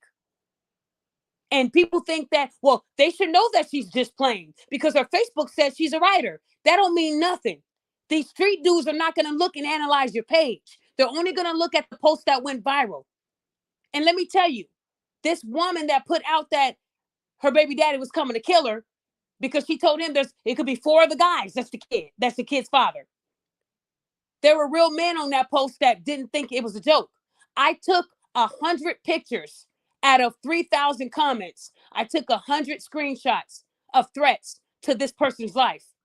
But then when I do my due diligence to make sure she's safe, I'm called a stalker. That's what these Black women do when you hold them to the light. Oh, Daphne's just jealous because she went viral. Y'all, please. I'm not jealous. If I wanted to go viral, I would tag my 91,000 followers like y'all do for people to see your posts. I don't got to do that. I don't need 91,000 people to see it. If they don't see it on there, that's fine. But go to my Twitter and Instagram. I'm viral all the time. It doesn't amuse me. I don't care. What I'm trying to do is teach you guys something today that a lot of these mothers are failing their kids. And when I call out their behaviors, the mothers don't want to talk to me. They'd rather block me and talk about me. And if she was a good mom, she would have told her daughter, what does her mother have to do with it? This is between you and her. Don't do that, baby. I didn't raise you to do that. No, they entertain it. Keep digging. Call her dead mama deader than dead. Yeah. That didn't get me to threaten her.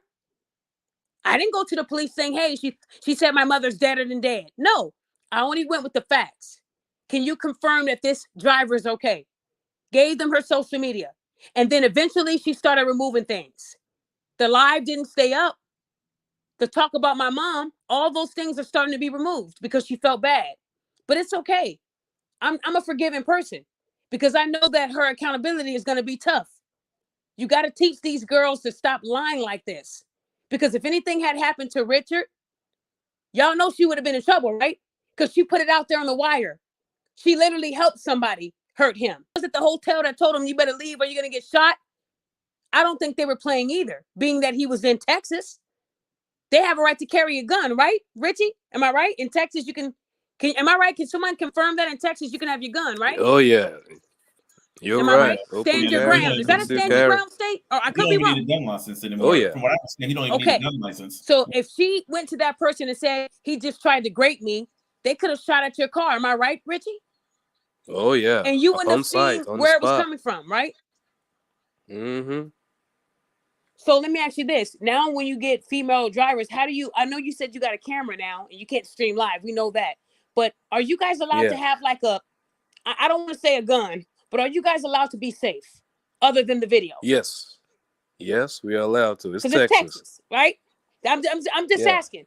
I would advise anybody, make sure you are safe. Now, we know the woman in Texas last year, she had a gun in her possession. Now, I don't know if you're allowed to have a gun on you, like in your purse. Can you in Texas? Or it has to be in a lockbox? Has to be in a lockbox. Okay, well, hers wasn't in a lockbox. So if anybody missed that video that I was telling you guys about the black woman, here it is right here. Let me replay that for you guys. An update now. Phoebe Copas, the woman charged with murder in the death of an Uber driver back in June, is out of jail and awaiting trial. As we reported, the 48-year-old Kentucky native was visiting El Paso at the time of the shooting, and she claims she believed 52-year-old Daniel Garcia was kidnapping her to Mexico as he drove the assigned Uber route on the US 54 near Loop 375. Her bond was lowered to a $500,000 split bond. Copas posted bond that afternoon and was released from the El Paso County Jail. Now, a jury trial is currently scheduled for February of 2024. So it looks like that got pushed. Her jury trial is coming up towards the end of this year. But this woman thought this man was taking her to Mexico. She's from Kentucky, but was visiting in El Paso, Texas.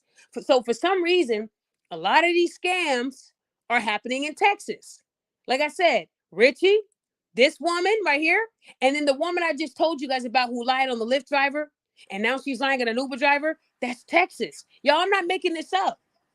I'm not making this up. And I called Major Assaults today and told them, can y'all do something? But again, she's not filing a police report. See, so I need y'all to understand that when someone puts out a story online and they cannot verify it, please stop believing it. Y'all gonna get yourselves in trouble making these death threats. Those women that were saying they were gonna shoot Richie, if he wanted to, he could file criminal charges on every one of them. Richie, I would be petty like that, man. You're better than me. You are better than me. I would take a screenshot of everyone that said they were going to put a bullet between my two eyes, and I would definitely be petty and get criminal charges. It would take you no effort and cost you no money. That's a threat of violence. Internet threats are a thing. They are. So, Richie, Right. that'll be up to you. But a lot of her people that she was tagging, they were making death threats to you. Mm-hmm. Saying that they're going to put a bullet in your head, all of that can be used.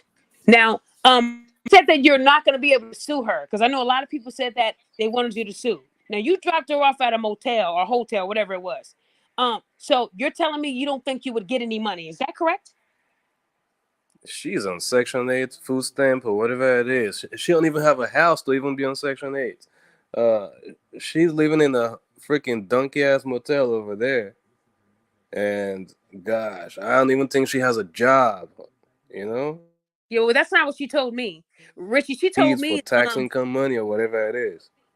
well, when she did that live show on me, she told me that she has plenty of money, and she said that I was going to be getting sued. She said that her attorney would be sending me an email. I still haven't gotten it. I gave her my email like 5 times. Oh.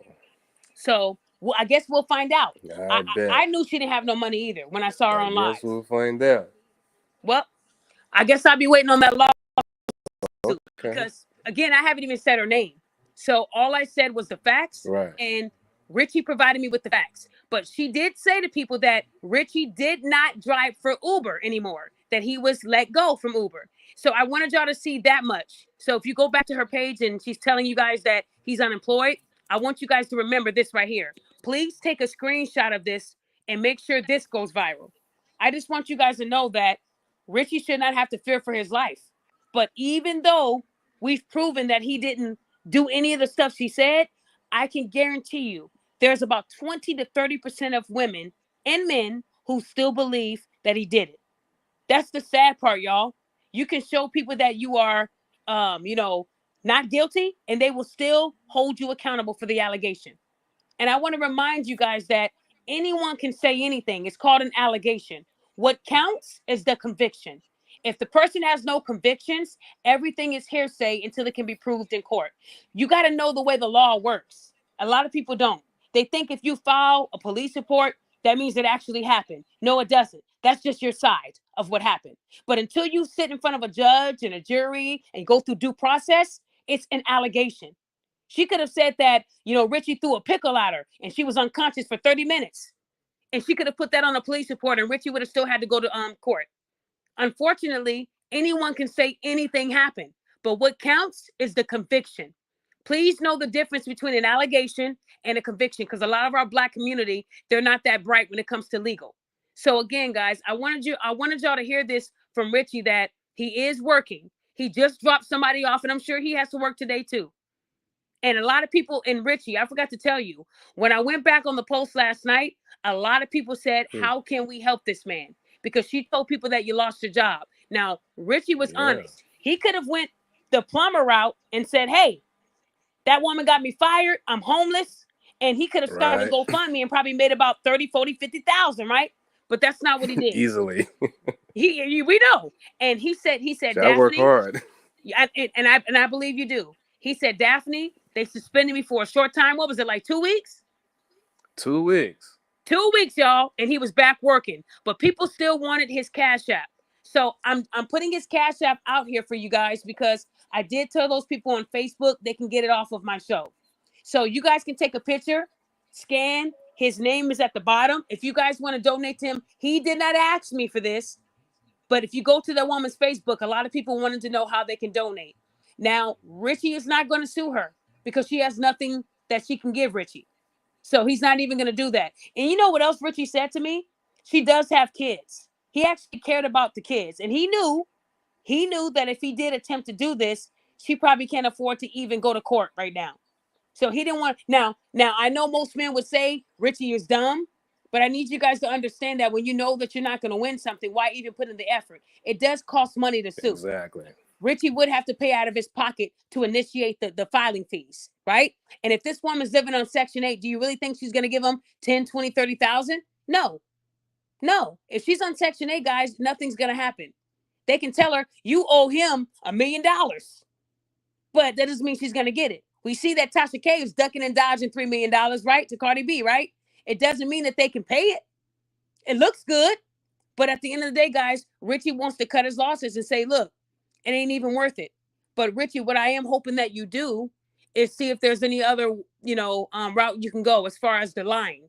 What she did was really serious. And if you guys want to start a GoFundMe for him for legal fees, I'm sure he'd do it if y'all gave it to him. I'm just saying he doesn't want to waste that money right now. The man drives for Lyft and Uber and is an engineer part-time. So as you can see, he's a very hard worker and he's willing to work 2 and 3 jobs. And he doesn't have any kids. He's just a hard worker. So if someone likes to work, they don't want to be in court all the time. And lawsuits can take a long time. Lawsuits are not, and just because you initiate a lawsuit doesn't mean you're going to win. That person has a chance to counter and put why you don't deserve what you're asking for. And a lot of times, nobody wins. Everybody loses. So again, you got to be careful. And if that person can prove that and if she tried to sue him, she did say she was going to sue both of us. She'll have to say why. And then I'll be able to counter. I have all my receipts. Because one thing I didn't do was I did not insult her like she did me. I didn't go that far. Did I want to? Of course. But I knew I would lose my Facebook. So I want y'all to understand that, people like Richie don't deserve to drive around in fear that what if somebody saw that woman's Facebook post? What if they have an Uber group right now? Let me know if you booked this guy here. Right? What this woman did was wrong, y'all. And I'm just glad that Richie found me before somebody found him. Y'all feel what I'm saying? And now the police are involved. So Richie, like I told you, I did submit all that to them. I spoke to a detective 2 weeks ago. So they are working through this. And we're seeing what we can do. I don't live in Texas. So I can't do anything as a victim because you're the victim. All I could do was open up the case with all the evidence I gave him. So all I'm saying is what I can do is give you that number. And then you can add to it and you can go ahead and go from there since you live there. Whatever you're able to do within the law, please do it. Please do it, Richie. I'll do that. Like I said, women like her, yes, ma'am. They're never going to be held accountable. And I believe you said this on Facebook the other day. What happens when she starts? Actually, no. You said it to Uber. I think I have it. Yeah. You told Uber you didn't want her going around doing this to somebody else. Exactly. And the date stamp on this was in June. He said this in June. So when he told you guys that in June, he was not lying. There's the timestamp. And he told her kids were not safe. See, women don't like when you talk about their kids because you're usually right. They'll say you didn't give birth to him. Now, Richie doesn't have any kids, but he knows how a kid unkept looks. He knows what that looks like. We all have eyes, right? So again, I did not call CPS on this woman. I did not do that. No, I didn't. Should I have? Yeah. Because a lot of the things she was saying and doing online just didn't add up. And if your kids are in great hands and doing great, you wouldn't be doing the things you're doing right now. So all I'm saying to y'all is, I know I get a lot of heat from people, but this is why I get it. They don't want me doing things like this. They would rather me say, guys, I have some sad news. A black woman lied on a black man and he was unalived. He leaves behind, family, friends. He went to college and got a degree, driving for Uber for 5 years. Never had an instance like this happen until this woman got in his car. And now y'all feeling bad. How come nobody said anything? How come nobody told the police? But then when we do it, I'm crazy. I mean, I'm sure, Richie, you saw how they said she said I've been stalking her for a year. Richie, I don't know how I was able to stalk her for a year when I only heard about the post in June. So I guess I have a twin that has been stalking her since last year. And if you're out there, twin, I need you to reach out to me because, I didn't tell you to do that. I mean, guys, that's how dumb it sounds. That's what women do. They want me to sound like I'm crazy. So her little girlfriends ran my inbox saying, you've been stalking her for a year. Get a life, ho. Get a life, you old ass ho. I hope you guys, you feel me? Because at the end of the day, it doesn't hurt me at all. A lot of you guys are really acting out, and I'm going to keep calling it out. You don't have to like me. I'm not here to be liked by you. See, if I was on her side telling her, let me find out where Richie lives, I would have been their best friend. Y'all know I'm right. But because I am against women that lie on men, I'm now a villain. They hate me. And I bet you after this live, she called me a hoe before I even went on my live show. She said, this old hoe is still talking about me? Yes. Like on Friday? Yes. I'm still talking about you. Because what you did to Richie, it wasn't right. And you still got it up there right now. Just not his picture. That doesn't make it better. I'm doing what your mom should have done. What are you doing?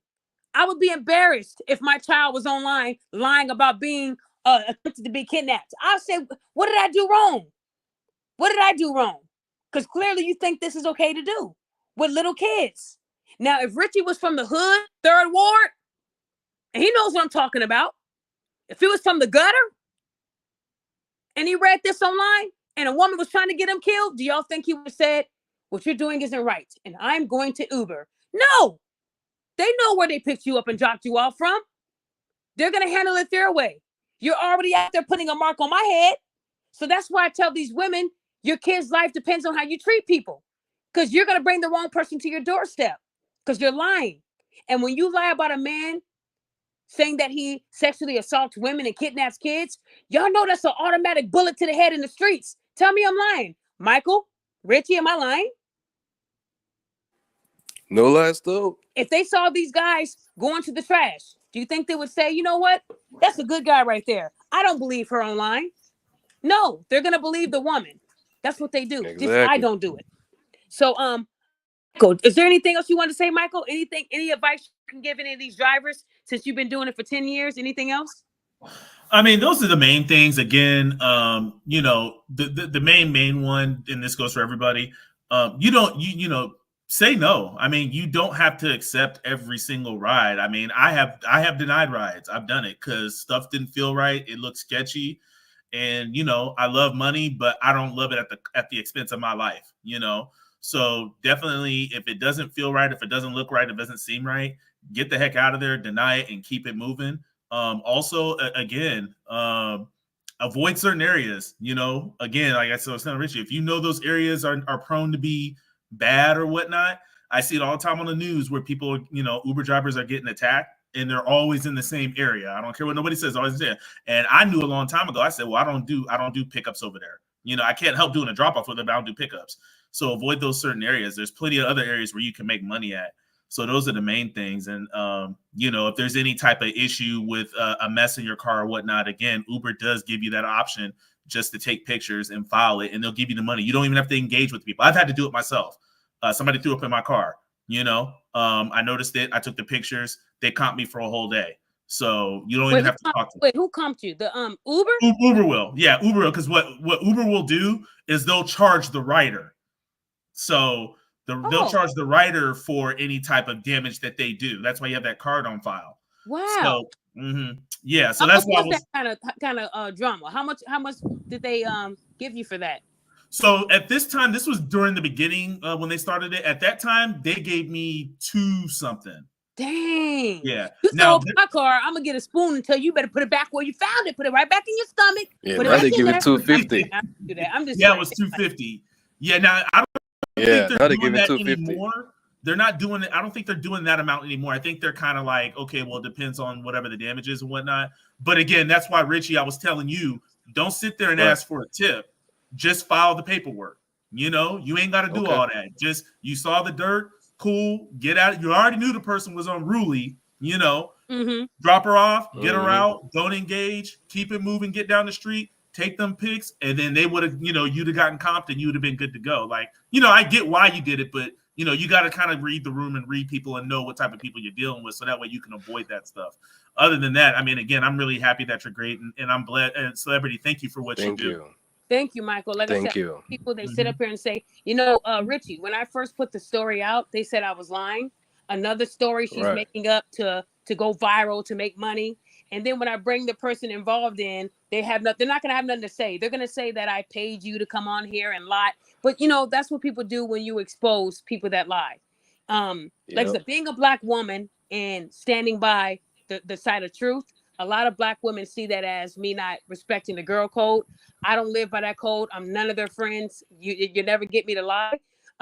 If I see you doing something wrong, I'm going to call it out. That's how I was raised. So when they talk about my deceased mother, she taught me enough to know when someone's doing something wrong, you stand up for it, even if you're by yourself. And a lot of times I am by myself because no one wants to be attacked like I'm being attacked. So a lot of people will send it to me and say, hey, can you talk about it? Because we don't want the smoke.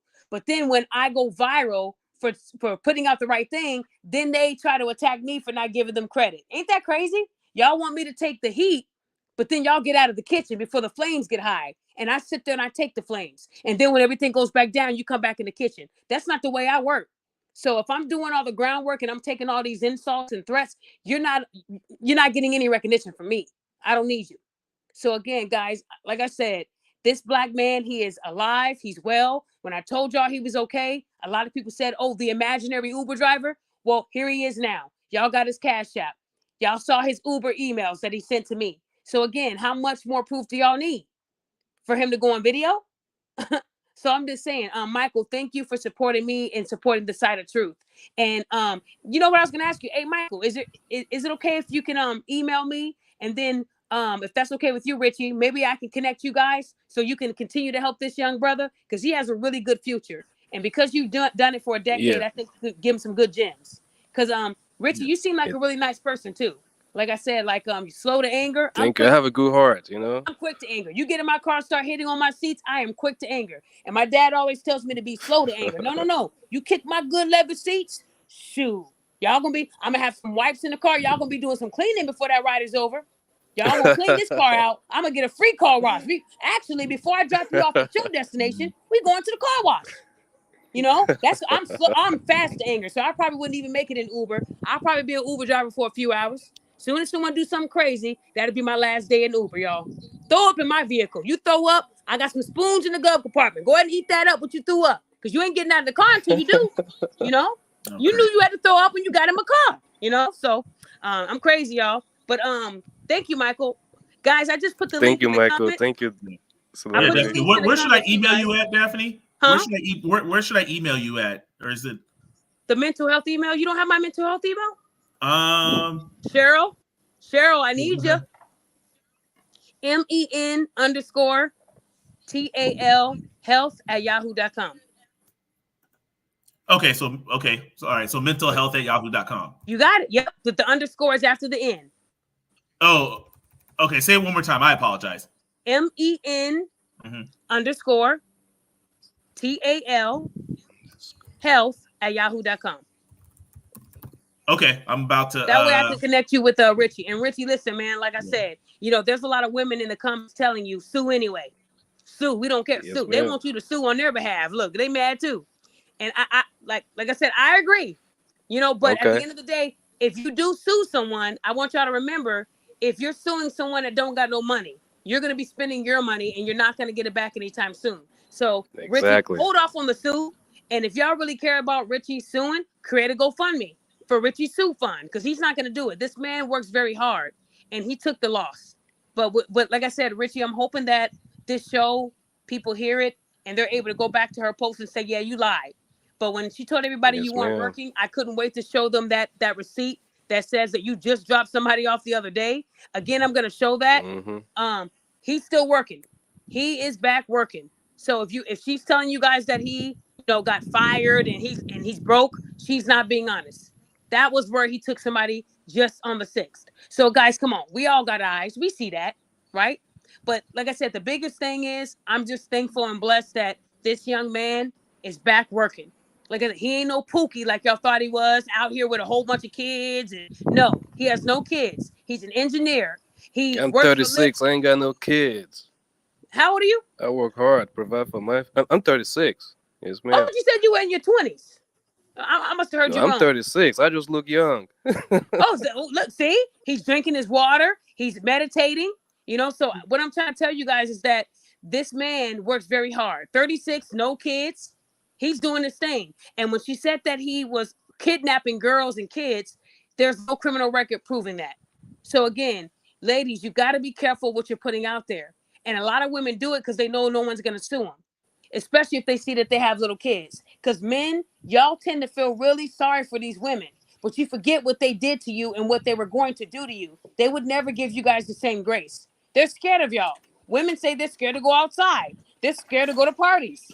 So if they already look at you guys as these big old bad villains, y'all got to start reciprocating that energy. How are these women supposed to learn if they don't hear the door slamming and them saying lights out? Lights out, cell block D. Once they hear that, they will be corrected. I promise you. But y'all letting these women get off. So that's why I said, Richie, you might not be able to sue, but there is some criminal charges you can see. There really is. Like I said, her putting your license plate and all that stuff, man, that was wild behavior. Yes, but that's what they do to fit a story. She said she also had video proof. I knew she was lying because she never posted it. So y'all can believe what y'all want to believe, but this woman wasn't honest. And I'm just thankful. Hey, Daphne. Yeah. I got a question too. I mean, couldn't he sue for defamation of character? Because but that's the thing. If he sued her, he ain't gonna get nothing. It costs money to sue. I'm not gonna get nothing. There's no charges that can be pressed for that for defamation. That's why I told him I'm going to give him the number to the detective so he can call, because I'm not the victim. He's the victim. Yeah. I was speaking for Richie. He said, "Well, are you Richard?" No, I'm not. I'm Daphne, sir. Clearly I'm a woman, but I shouldn't have to live there to tell on someone. This ain't right. What's her social media? Then you can hear him saying, "Oh my goodness, yeah." That's what I'm trying to tell you, sir. This big mad graph in capital letters. She's angry. So again, the funniest part was she said she didn't respond to anyone back in May because she didn't like all the bad replies. What? Y'all, when these women want to go viral, they stay quiet. They don't respond to no one's comments, because the more you stay quiet, the more they're going to share and wonder what happened. That's what gets you the Facebook check. If this woman wasn't seeking a Facebook check, when she removed Richie's photos, she would have removed the post. Come on, you guys. It's called logic. That's all. This woman wanted a check, and she called me a bum. I'm not a bum. I don't need clout. I've been doing this for many years. Y'all, this is not my first rodeo. I did a well-being check for Richie. That's what I did. And I do that for people when I think they're in danger. So if y'all put out these lies, someone's coming to kill me, you will get the police knocking at your door. So if you're out here telling a fake story, say it's fake in the caption. I shouldn't have to go through 3,000 comments to find you saying, "Hey, I was just playing." No, I'm not going to do that.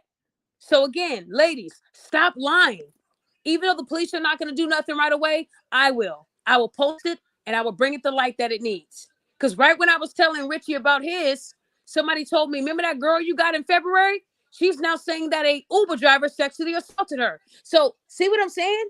Once these women go viral like that, it brings more. But this idiot, I got her in trouble in February. She said the Uber driver wanted to have sex with her. I said, ma'am, you got on a blue wig with blue eyes. I'm scared. He was scared. That's why I told you get out of his car. You didn't look like that picture. You scared him. It wasn't even Halloween. It was February. He was scared. So what she did was she went on Facebook and tried to say he tried to sexually assault me. No, he did not. If I'm scared, he was scared too. Then an hour later, when someone called her a liar, she knew where this person lived and went to her apartment and said, open up the door, B. Let's fight. I said, but you just almost got sexually. Y'all, these women keep lying. So I called the police. When I called the police, she then called the police and she filed a police report, y'all. That's what she did. And then what happened was Lyft banned her from the app. She got in trouble. They couldn't tell me what they did to her, but she got in trouble. And then she goes off the grid. And then she says on September the 1st, she was sexually assaulted by a man in his 70s. She posted his picture, his license plate. Y'all listen. Now she's saying it's an Uber driver because Lyft got her. Now she's with Uber. So now I got to do this all over again. These black women are not learning. And she got the same look, that hair with them blue eyes, scaring people again. I mean, Halloween is next month. You could have did this in October. And I would have said, that's a great prank. What I'm trying to teach you guys is that we got to stop lying. That's all. Like I said, Richie didn't deserve this, y'all. He didn't. And I know even after this, we're going to get more liars. But the more we call it out as a community, I think it would bring more awareness. And it just tells you that a lot of these women really don't use logic. They really do believe these women right off the bat. I hope nobody believes lies about me right off the bat. Y'all know those are allegations, right? Believe the convictions. Believe the proof. When we asked her for proof that Richie did this, no response for weeks until I came about. Now she has a lot to say about me. She said more about me than she did to anybody in the time she made the post. Y'all don't think that's crazy? So yeah, I did put the link in the chat. If you guys are not going to talk, I'm about to wrap it up. So anyways, Richie, is there anything else you want to say, sir? Why before I wrap up? Go ahead. Yes, I just want to say thank you for allowing me this platform and this opportunity to air my side of the story and really shed more light into what happened. And I just want to say thank you, Michael, for all the insights as well. And I definitely do not accept all rides. I know my area. Like I lived in Dallas for over 25 years, and I know where to go and where not to go. I'll definitely have that into account while selecting my rides. I appreciate you, Michael, and thank you, Daphne, for really allowing me this opportunity and time, because I know your time is precious as well. Like honestly, I'm just lost for words, honestly. But I just want to say thank you, and thank you. You are welcome. And like I said, I appreciate you for saying to me that what I was saying was right and I was on the right track. It's not easy calling someone out because I know people are going to attack me. I knew this was coming. I just didn't think she would go that deep. But you are so welcome. And Michael, thank you too. You guys are wonderful people. And Richie, Thank you, like I said, Michael. you have a bright future. And I hope that eventually, and like I said, I'm also a life coach. So you got my email too. So if you need Yes, ma'am. coaching, I would do that for you for free so that you're comfortable. Oh wow, thank If you. anything should happen, if you get anybody else that's unruly or you feel unsafe, and you need a voice, let me know so I can start getting these people. There are a few sergeants in Houston and detectives that I am still cool with because I helped them solve a case this year. So they were actually happy to speak to me because I haven't heard from them since January. But I do have some contacts in Houston. So you do not have to be in fear. I got your back. Okay. The coaching you're going to need, though, because, I mean, I'm telling you, Thank once you very somebody much. says that about you, and threatens to shoot you, you're not the same. So I got your back, okay? Free of charge. Mm-hmm. Yes, Okay, Richie. ma'am. So, yeah, I'll let you Oh, guys go now, and I'm going to wrap up. and last thing I just want to say, like I've had a bunch of people in my car. I've had over 1,000 rides ever since I've been doing this. Over 1,500 rides, ranging from detectives, fire chiefs, models, baddies, Instagram celebrities, and all of them always give me compliments. Nobody has ever felt unsafe. I've never made anyone feel unsafe. I've had Secret Service agents in my car because I always do airport rides. Oh yeah, I know they be So secretive. I pick up a bunch of people that I don't even know what they do until we start having conversations. I picked up CEOs, and everybody always gives me compliments about how well taken care of my car is, how safe they feel. I believe it. And I believe it. And if anybody was following yeah. me last year, there was an ex detective that I got. Man, she tried to get me arrested here in Illinois. If anybody remembers that Lyft driver, she came into Illinois for some type of conference, and she said that the Lyft driver picked her up at the airport, and then he attempted to give her a piece of laced gum. How would you know it's laced? First, second, she said there was a van in front of them, and it was like they were going to kidnap her. So I questioned this ex detective. She was a detective for many years, which means she was a police officer first. So even officers lie. This woman tried to get me in trouble. She really did. Wow. I have connections in Chicago. I'm still cool with the sheriff. I said, call them, bitch. Yeah, I did call her a bitch because let me tell you why. I asked her a simple question and she started calling me a devil and started insulting me. And when I went to her page and saw she used to be a police officer and then a detective and now she's retired, I said, well, detective, where's that lace gum?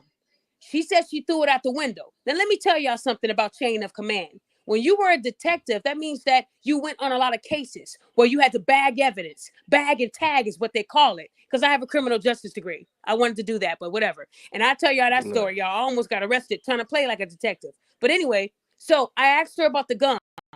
How come you didn't keep the gum secure so you can have it tested, analyzed, and lock his ass up? She said she threw it out the window. I said, you're lying because that story never happened. And if you were in danger, how come you didn't reach out to those contacts to let them know that, hey, I'm in a car and he's trying to kidnap me? So she called me a devil. I called the Illinois police and told them her story. They never heard of no Lyft driver kidnapping people from the airport. I gave them her information. I gave them my name. And I said, can you please, make sure that this story isn't true? Because I live here. She's just passing through, but I live here. So they were able to confirm that, nobody else called in that that situation happening to him. He ain't gonna just choose one person. He would have a pattern of doing this. So that went nowhere. She said she filed a police report. They couldn't verify that with me, but I don't believe she did because she never showed anything.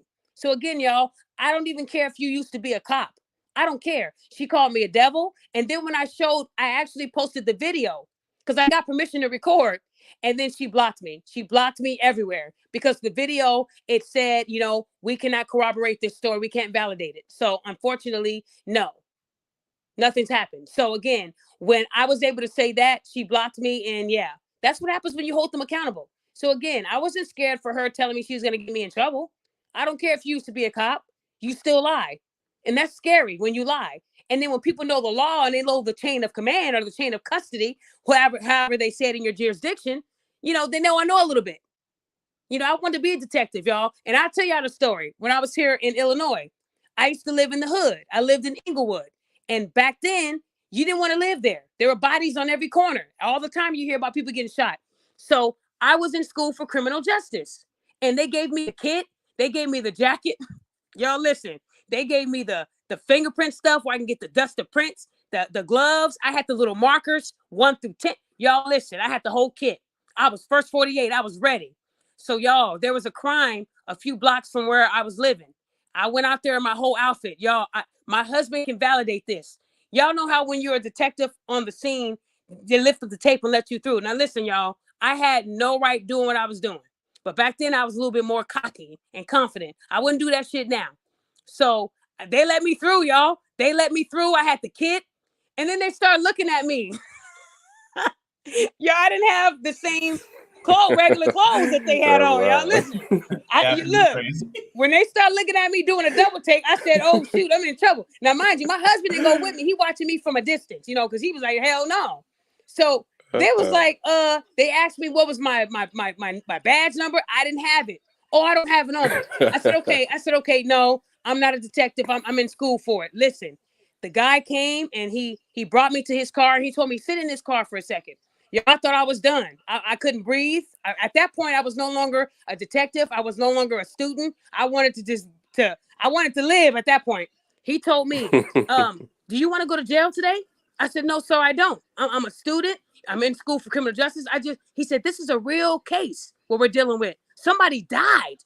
Y'all, he was serious. It wasn't funny. He said, I can arrest you right now for tampering. Y'all, now see, clearly, I didn't finish school yet, so I didn't get to the tampering part. You could be contaminating the scene, and he's right. I literally could have been contaminating the scene, y'all. So look, he gave me a break, and he actually gave me my card. He said when I finished school to give him a call. Y'all, listen, praise God. If he had been a Caucasian cop, I think I would have been arrested. Y'all, look, and the thing is, I can laugh now because when they let me through the tape, they looked at me twice. They kept looking. I said, they know I'm not a worker. So I should have just left in, but I didn't. I stuck around to see how far I would go. And when my husband saw me get out the car, he was like, damn, I thought I was going to have to bail you out. I said, well, you should have told me I could have went to jail. So yeah, y'all, yeah. My husband was like, nope. I said, I know I can do it. So yeah, y'all, that's a story that my husband, we laugh about that to this day. But listen, y'all, at the end of the day, I just want y'all to know that, lying won't get you far. Not with me. So to all those women who think that lying on black men is the way to go, to get money, to go viral, just know that I'm watching. Just know that someone's going to tag me. And I might be a month late to the party, but when I get there, I will make sure that you're held accountable. And to this young lady, I do hope that you get the help that you need, because you do need some help. And, I don't know what's going on in your personal life, but if you're willing to apologize to Richie on my show, and I know she's listening because she shared this show. So I know she's listening. So if you're willing to apologize to Richie on my show, you have to come onto this platform and say, Richard, I apologize. I will be willing to give you coaching and help you with a resume, help you get back on your feet. I do have resources in Texas, and I would love to help you become a better woman than what you are now. Even though you insulted me, I forgive you. There's no hate on this end. I would love to help you, but it will come with you apologizing to this man out loud, because your lie was loud. If your lie wasn't loud, I wouldn't do you like this. But I think in order for you to grow and become a better woman that I know you can become, I'm going to need you to say, Richard, I am sorry for almost having you killed. And I will work on myself because that wasn't right what I did. You could do that. I can help you because I know you're trying to make it. I know you want to be popular and famous, but there are ways to go about it where you don't have to hurt people in the process. So I'm extending you this olive branch. Now, if you want to call me a B and insult my mother for the rest of your life, that's fine. You're not going to get me to threaten you. I know people told you I would, but no, I'm not going to do that. So again, here I am trying to still help a black woman, right? And then say that all this is fake. Call it what you want. I offered the same olive branch to Rhoda Osmond too, if anybody remembers my shows, because I believe that in this hateful, corruptible body, there's a woman that's dying to come out and do right. She just hasn't tapped into that yet. And when you surround yourself with the right people, you start to change because the right people are helping you on that path. Y'all feel what I'm saying today? And to her mother, no bad blood. You could block me and talk about me all you want to, but I ain't got to say much. So when people insult my looks and stuff like that, I look at where it's coming from. If you're not 90s Janet Jackson fine or Halle Berry fine, it's a compliment to me. Trust me.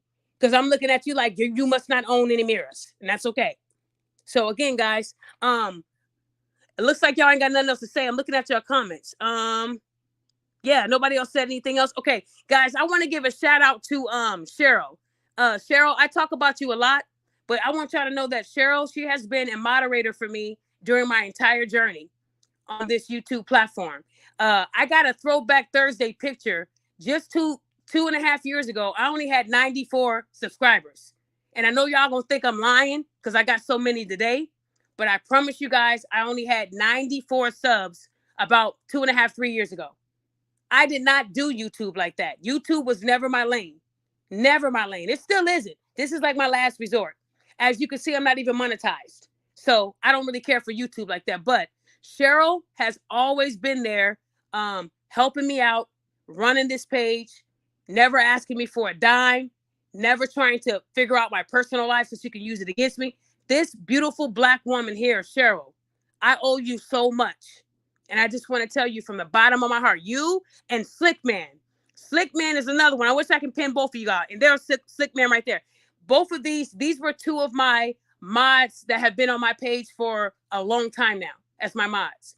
I've added like maybe 6 more people, but I want you guys to know who the origin is of my mods. And it's Cheryl and it is Slickman, the anti-troll. These are 2 people that I want to say thank you to out loud. You guys have been there. You guys have been there from day one. And no matter how many people tried to tell you to stop following me, y'all stayed with me. So Cheryl and Slickman, I owe you guys so much. And I just want to give y'all flowers because I'm telling you, it's hard to find support when you're doing this kind of work because a lot of people don't want to really support me. They want me to actually promote them. I've really never had any pages bigger than me come into my life and be honest about their intentions.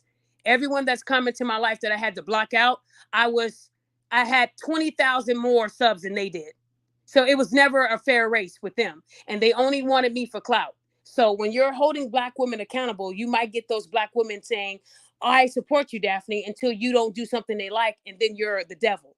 So I just want you guys to know that I appreciate Cheryl and Slickman. There's a lot of people that have really helped me with developing this page by supporting me, moderating, and being truthful. And that's really hard to find. So guys, at the end of the day, I want to say thank you. And again, thank you to my guest today, Michael, Richie. Richie, I got your back. You got my phone number now. We will start talking. Anytime you're in a dangerous situation, Richie, you know, I have a new family member in Illinois. Anytime you're in a dangerous situation, you let me know. We can have a cold word and I will make sure that you are safe. I promise you that. Okay? Got it. Okay, sir. Thank you, Daphne. God bless you. You are so welcome, man. And keep your head up. Like I said, no matter what she says about you after today, everybody knows the truth. Okay? Got it. Okay, sir. Okay, I'm gonna remove you guys and I'm about to close out. So Michael, thank you to you too. So guys, listen. This was a good show. It was to me because we were able to get the truth out. Now that woman who's playing, I'm gonna have to do an updated video for her. I'm not gonna give her another live show. But it really saddens me how much Black women love to lie. And they don't care about what happens to anybody. And a lot of you Black women are so talented and beautiful individuals where you can use that energy for what you're actually good at, right? And a lot of you Black women have kids. And I feel really bad for those kids because if you're doing this to get paid, that means that there's no limit to how far you would go. And I honestly feel like if y'all use that for your talents, you would be very, very successful. You wouldn't have to lie or make up a fake text receipt just for someone to like and share it. Everybody isn't chasing a Facebook check. There's people in this world that are well off where they don't need that. But don't confuse that with someone who's trying to tell you that you don't have to do this, do this. They're not hating. They're trying to help you. Because if y'all keep going this route, there's going to be a lot of hashtags.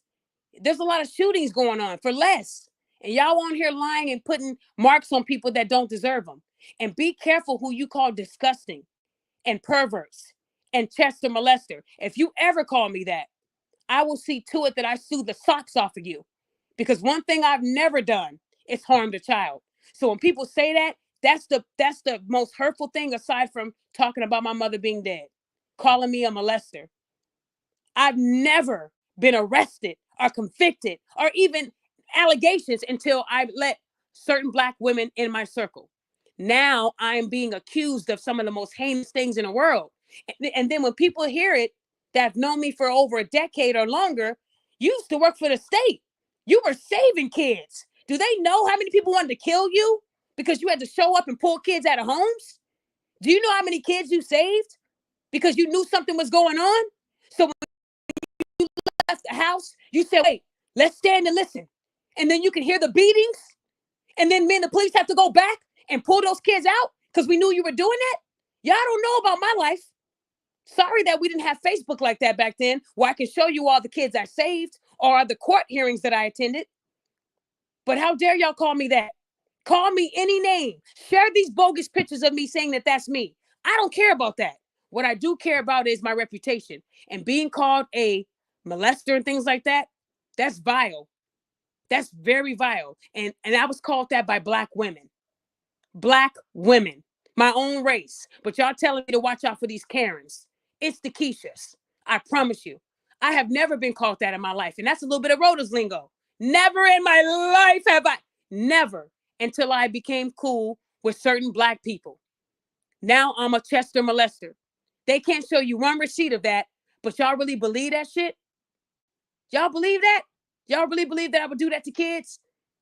And then when I did that with Jasmine Moss and got her in trouble, they called me a predator for that. So she's not a predator for letting her daughter stand between a woman's vagina and pull a strip off her vagina, right? That's not predator behavior. But me calling CPS is. Wow, I didn't know that. That's new. So if y'all hear any of these people spreading that kind of lie, send that to me, because there won't be any holding back on this one. Call me a B, call me ugly. Some of them even use my own lingo. High calorie. Y'all know my lingo. High calorie, dehydrated wig. They over here recycling my words. They want to beat me that bad. But then they're the ones that's calling me these names too. So again, Black women will sit there and as a Black woman being called Chester molester, man, that does hurt. So I can imagine what you Black men go through. Man, I got a piece of it. I had somebody tell me, I don't want you coaching me because I have kids. What do you mean? You don't stalk kids? No. Where'd you hear that from? And then I got to see it. Yeah. When you're costing me stuff like that, we got a problem. If y'all really believe someone's saying it, tell them to show you a conviction. Tell them to prove it. Tell them to prove it. Don't blur nothing. Show the real deal. Because I have the truth. But don't do that to me. As a Black woman, that's the most heinous thing y'all can do to me. It's call me a predator. That really did hurt. I told my husband it makes you not even want to do this no more. Because people actually believe that shit. And I've been doing this for almost 10 years now. We're coming up on 10 years. And no one has ever said that about me until now. So it's cool. But just know that I won't take it easy. Because that right there, that's a serious allegation that you just can't throw on somebody. You can't do that. So yeah, guys, I know what it's like to be lied on. So with that being said, guys, thank you, Pelican Guy. Hey, oh yeah. So if anybody has been following Rhoda, I will drop a short video. Rhoda, when I posted the year, September 3rd made a year that she lied on a Black man, right? And she made a video fake crying. And she said, I know this is coming to an end, but I was subjected to attacks. I want to remind you guys that Rhoda sent her people to my Instagram to attack me. I never did that to her. And if Rhoda keeps making threats online that she's going to do something to me, I'm going to go ahead and activate that criminal case for what she did to me. Threatening to bury me, telling her followers, I can find out where you work, where you live, and your family and your job. And those are threats. I never said anything like that about Rhoda out loud. Never. I don't threaten people. But she made many on video to me. So, Rhoda, if you're listening and you feel froggy, go ahead and leap. Because my leap is going to be a little bit further than yours. Because the stuff you did is actual crime. I didn't do nothing wrong. If I did anything wrong to mess up her case, I wouldn't be on the charging documents. If I was doing anything wrong to mess up her case, the sergeant would have told me back off. Instead, he told me if or when charges are brought, I give you a call. January 16th at 9:34 p.m. I was the only person in the world to tell y'all she was wanted on a felony warrant. January 17th, the whole world followed me. So y'all can say all you want about y'all solved the case, but tell them to show you what they posted on that date, January 16th. Prove it. Tell people to prove it. They won't. So she's not a victim. What she did is she could have gotten that man killed too. And she got in trouble. And now she said she didn't want to take a plea. I told y'all. See, people thought I was lying on that too. She said, why would I take a plea? I'd rather go to trial. If she had a great attorney, he would have told her to take a plea. Because let me tell you, you go to trial, that's when your whole background comes into play. You were on probation, assaulting people, stealing from people. That's when all that comes to play. Your past. Do you honestly think a jury's going to see her as an innocent mother who was going to school to get a PhD and spells trial like trail? She said she's going to trail, but she meant trial. PhD student. If she had a good attorney that cared and that didn't have a history of stealing from his clients, he would have told her to take a plea. But if she goes to trial, I can promise you it's not going to end well. Not with her priors. Your priors, your whole life comes into play. And if they need a witness, I'll testify. Now, I told them last year I wouldn't fly out there. This year, I told them, if you need me, send me a ticket and I'll be right there. Not only am I going to talk the talk, I'm going to walk the walk. So, if you want to go to trial and take it there and they need a witness, hey, she did a lot to me. I'll be there. So I will keep you guys posted on what she does. If they want me to come out to Houston, I will be willing to do that. I would love to meet her in HD. I want her to see the person that led to this happening. See me. See me. I'm not scared. I finished all my degrees. I don't make excuses. So at the end of the day, guys, that's what happens. Accountability is held. Y'all feel what I'm saying? So to all those people who have been supporting me, I want to again say thank you. I love you guys. And I want to let you know that next week, I'm going to be throwing some shows in. I'm going to probably do about 3 shows next week. We are going to do the men versus women, the dating show. This is going to be crazy. I'm going to add that in. There's going to be a lot of great shows coming up next week. I want to start pushing out more shows for you guys. People have been telling me that I'm not doing enough. I leave my YouTube vacant. I'm sorry, you guys. You're going to have to follow me on Twitter. On Twitter, I have more celebrity support. I just love Twitter and Instagram better. Those people love me on there, right? I still have a video that got like 20 million views, but people say that I'm fake and I'm not global. 20 million, show me something that you got that has 20 million views and I'll show you mine. So yeah, I'm out there.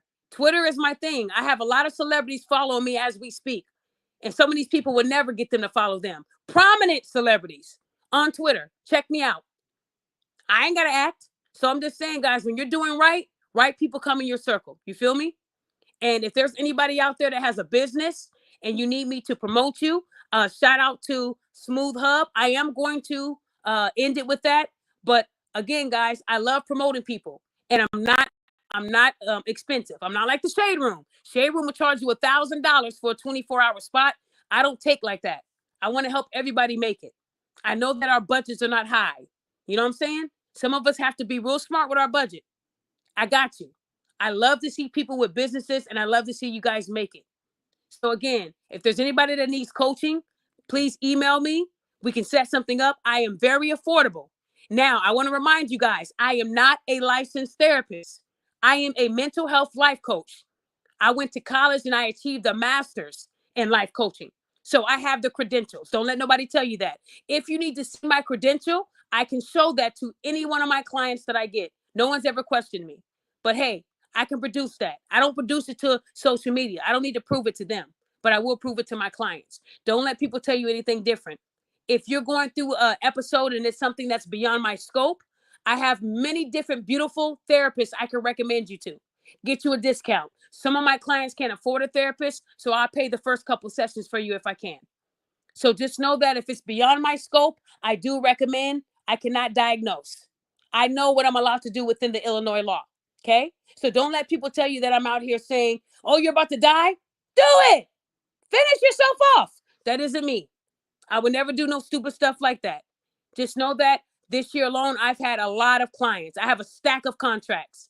Every contract that people sign with me, it is confidential. And I would never use it as a skit or anything against anybody. I do protect their information just like I hope they're protecting mine. So I want you guys to know that if you do need life coaching, email me. I have some openings coming up towards the end of the month. I have a lot of people this month. I think I have like 15 people that have a contract with me. So I want to say thank you to those who still trust me. A lot of my clients are repeat clients. I do coaching for couples too, and it's very affordable. I promise you. And if you're on a budget, I do help people with that too. Okay? So I just gave y'all my email so y'all can see it. And like I said, when people go through coaching with me, they have my phone number. If we're not able, like if you're not able to hold it in and you have to tell me something before our session, I don't charge you to call me or text me. If I'm available, I will take the call or answer your text. So when you become one of my clients, I got your back. I'm here for you. I'm not a therapist. I'm a coach.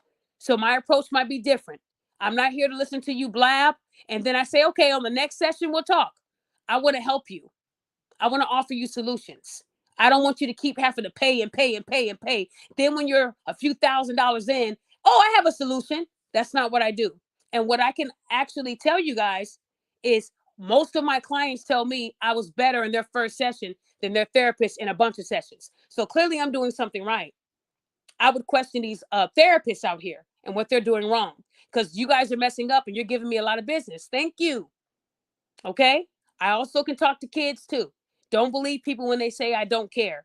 I do care about kids. I know a lot about child support. I know a lot about the system. I know about a lot about how getting emergency orders, what to say to a judge. I tell people, don't be trying to wear no suits thinking that you're going to win them over. They know you're lying. They already saw your Facebook. They know you let your pants hang off your ass. Honest people get honest results. But when you come in there with a double-breasted suit, they know that's not what you really do. They know that you're only trying to show out. People still lose in suits. Y'all feel me?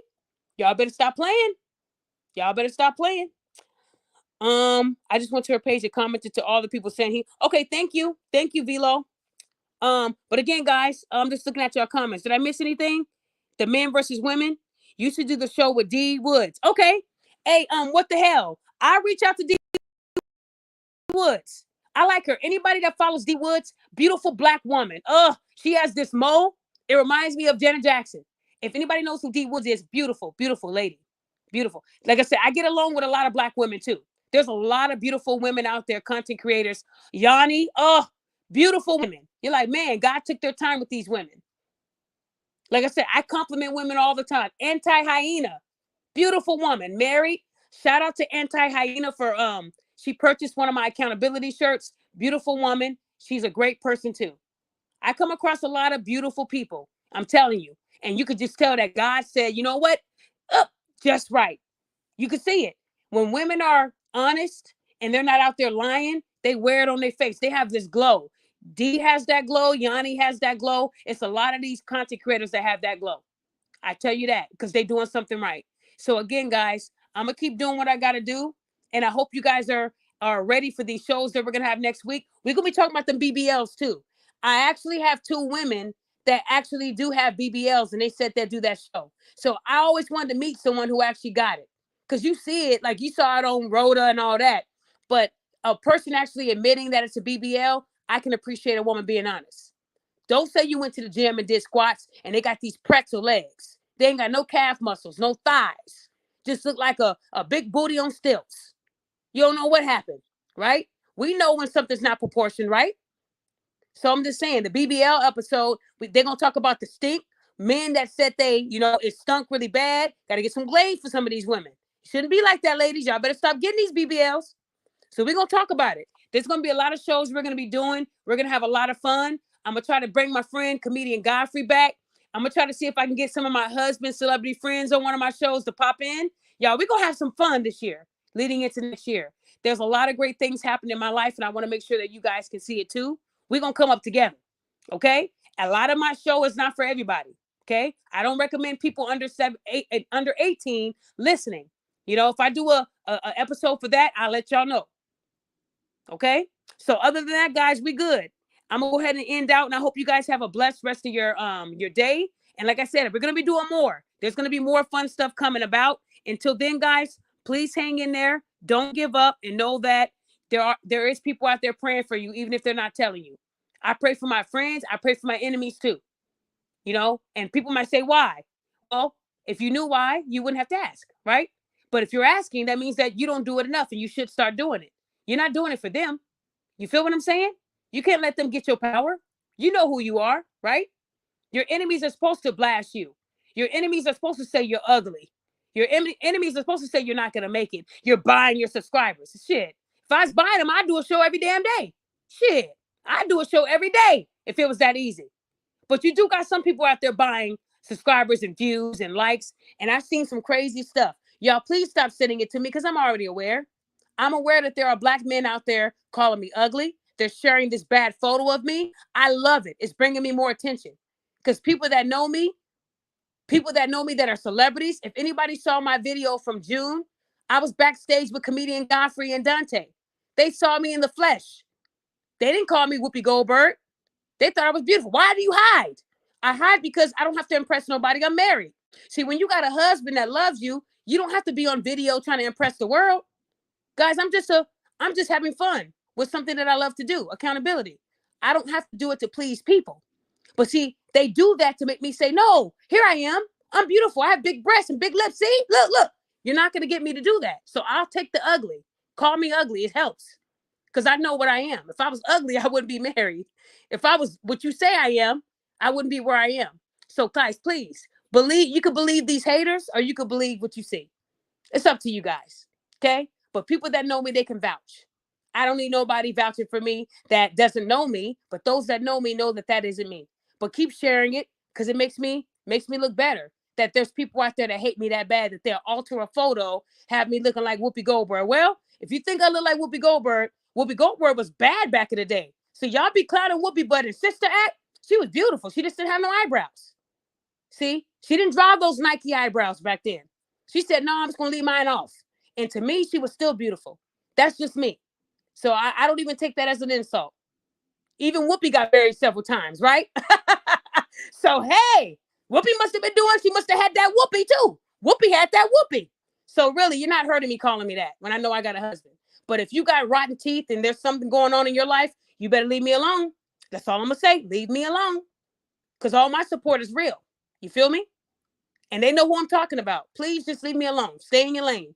Men shouldn't be attacking me, and I never did nothing to you because somebody else told you to hate me. That just tells me you can't control your own self. You're letting someone else control you. That's weird.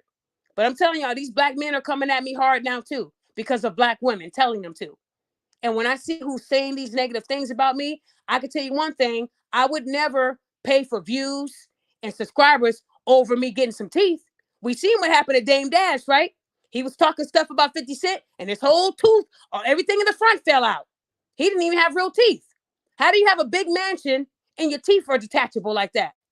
That just tells you if a man can't brush his teeth and take care of them where they're all white and in place, but he can buy subscribers, that should tell you right there where his mindset is.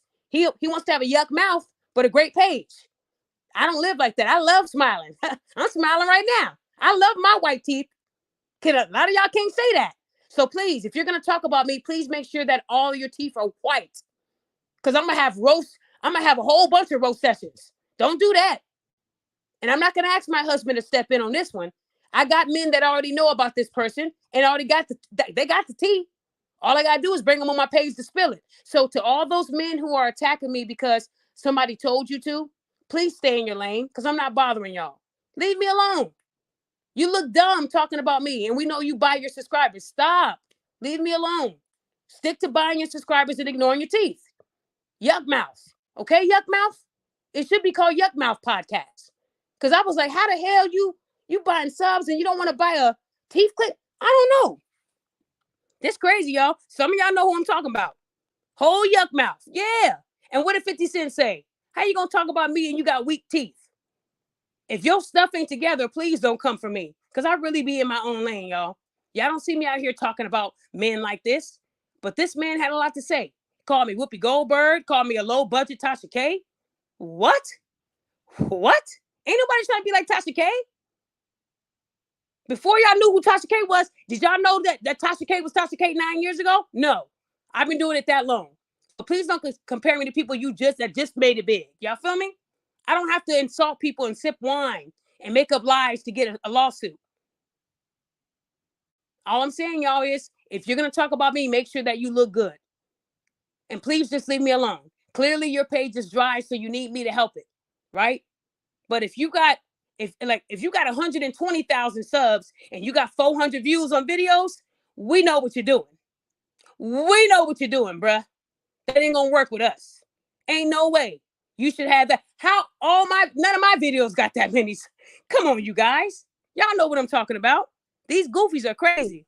You got men out here crazy too. So with that being said, y'all, again, I'm sorry I went off topic again, but I had to say that because I know someone told me, did you see this? Yeah, I saw it. Same shit, different day. But every week it's a new person hating me. And when I see that it's more black men doing it and I'm out here fighting for black men, you kind of ask yourself like, wow, what did this person tell you to make you hate me that much? And I did nothing to you. Imagine somebody saying, hey, I need you to hate Daphne like I do. Okay. And they pass them the baton. And then they do a show talking about me. You feel this bad about me, talk about my husband too. Because I got a husband. And I'm not going to go back and forth with a yuck mouth. I'm not. And the fact that this person smiles a lot with a yuck mouth, that shocks me. Because I expect you to take care of what, that looks nasty. It scared me. I thought it was Halloween teeth, but it wasn't. And you're talking about me? I look like Whoopi? Well, Whoopi kept a husband. So Whoopi must have had that whoop appeal. Y'all feel what I'm saying? So I'm not mad you comparing me to someone that had a husband. Whoopi ain't ugly to me. Don't call me Whoopi if you look like Pookie from New Jack City and you have no theatrical makeup. That's just you. Don't do that. Don't do it. Because I know I keep calling you. Them fake likes keep calling you, right? Because I can roast. So again, any men that's being enlisted to hate me, please just leave me alone. Leave me alone and let me do me. I'm not bothering y'all. I'm out here helping y'all. But if you do want to do a roast session, we can do that. Let's start talking about the views, how it's not adding up. If you have to buy your views, you're not on my level. Sorry, not. So again, guys, I hope you guys have a great day. And I hope to hear from some of you guys soon. And again, if you guys need any help, my email's right there. Hope you guys have it saved already. And I'm about to log out. But listen, we're going to do some more shows coming up. So please make sure that you guys are following me on YouTube. Make sure you subscribe to the notification bell so that you guys can see everything too, okay? Or you guys are going to miss it. Cheryl, you guys, I hope you guys all have a good night too, okay? I appreciate you guys. I'm out. Experience the fusion of deep suction and therapeutic heat, leaving you feeling restored. Discover a new level of vitality, empowering you to thrive. TheraVolt Coffee. Restore, empower, revitalize. Now available at SoothHub.com. Save up to 40% using my discount code Daphne at checkout. SoothHub.com.